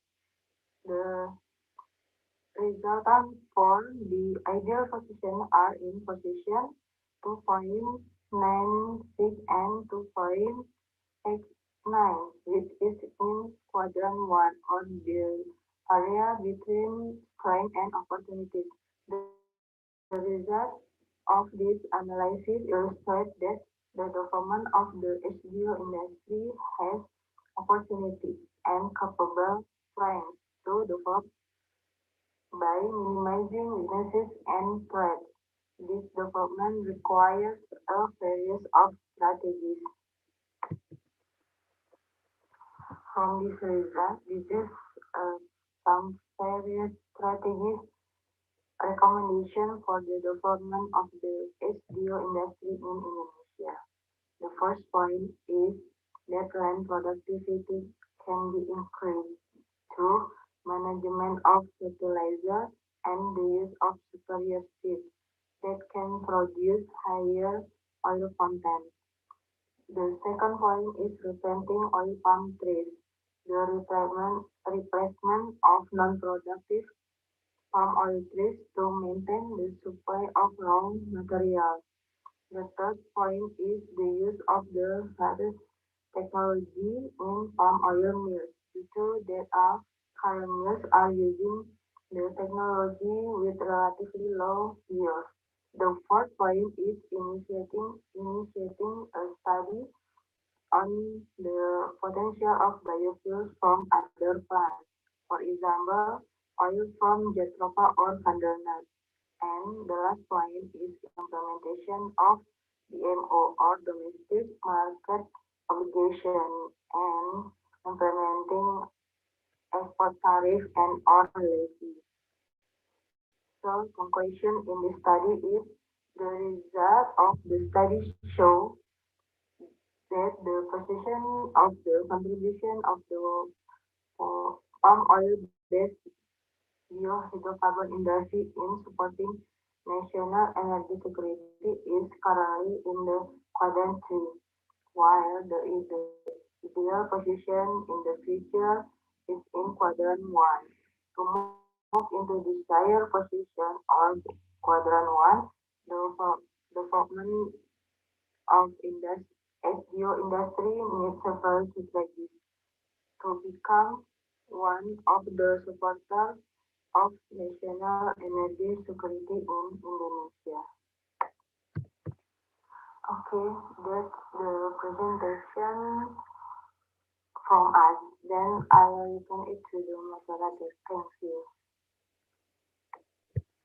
Thank you so much, Ms. Rain, for your valuable presentation. And thank you all for participating. And on behalf of IFERP, I heartily thank all the delegates and especially our valuable keynote speaker, Ms. Dr. Huzon, for his valuable speech and for your valuable support until the entire conference completes. And I would like to, and the students who have contributed to the conference success.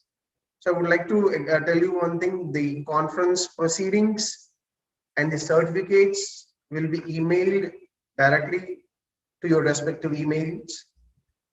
So thank you for all for participating in our conference. Stay tuned with us for more updates regarding IFERP conferences. Thank you so much. We will meet you again.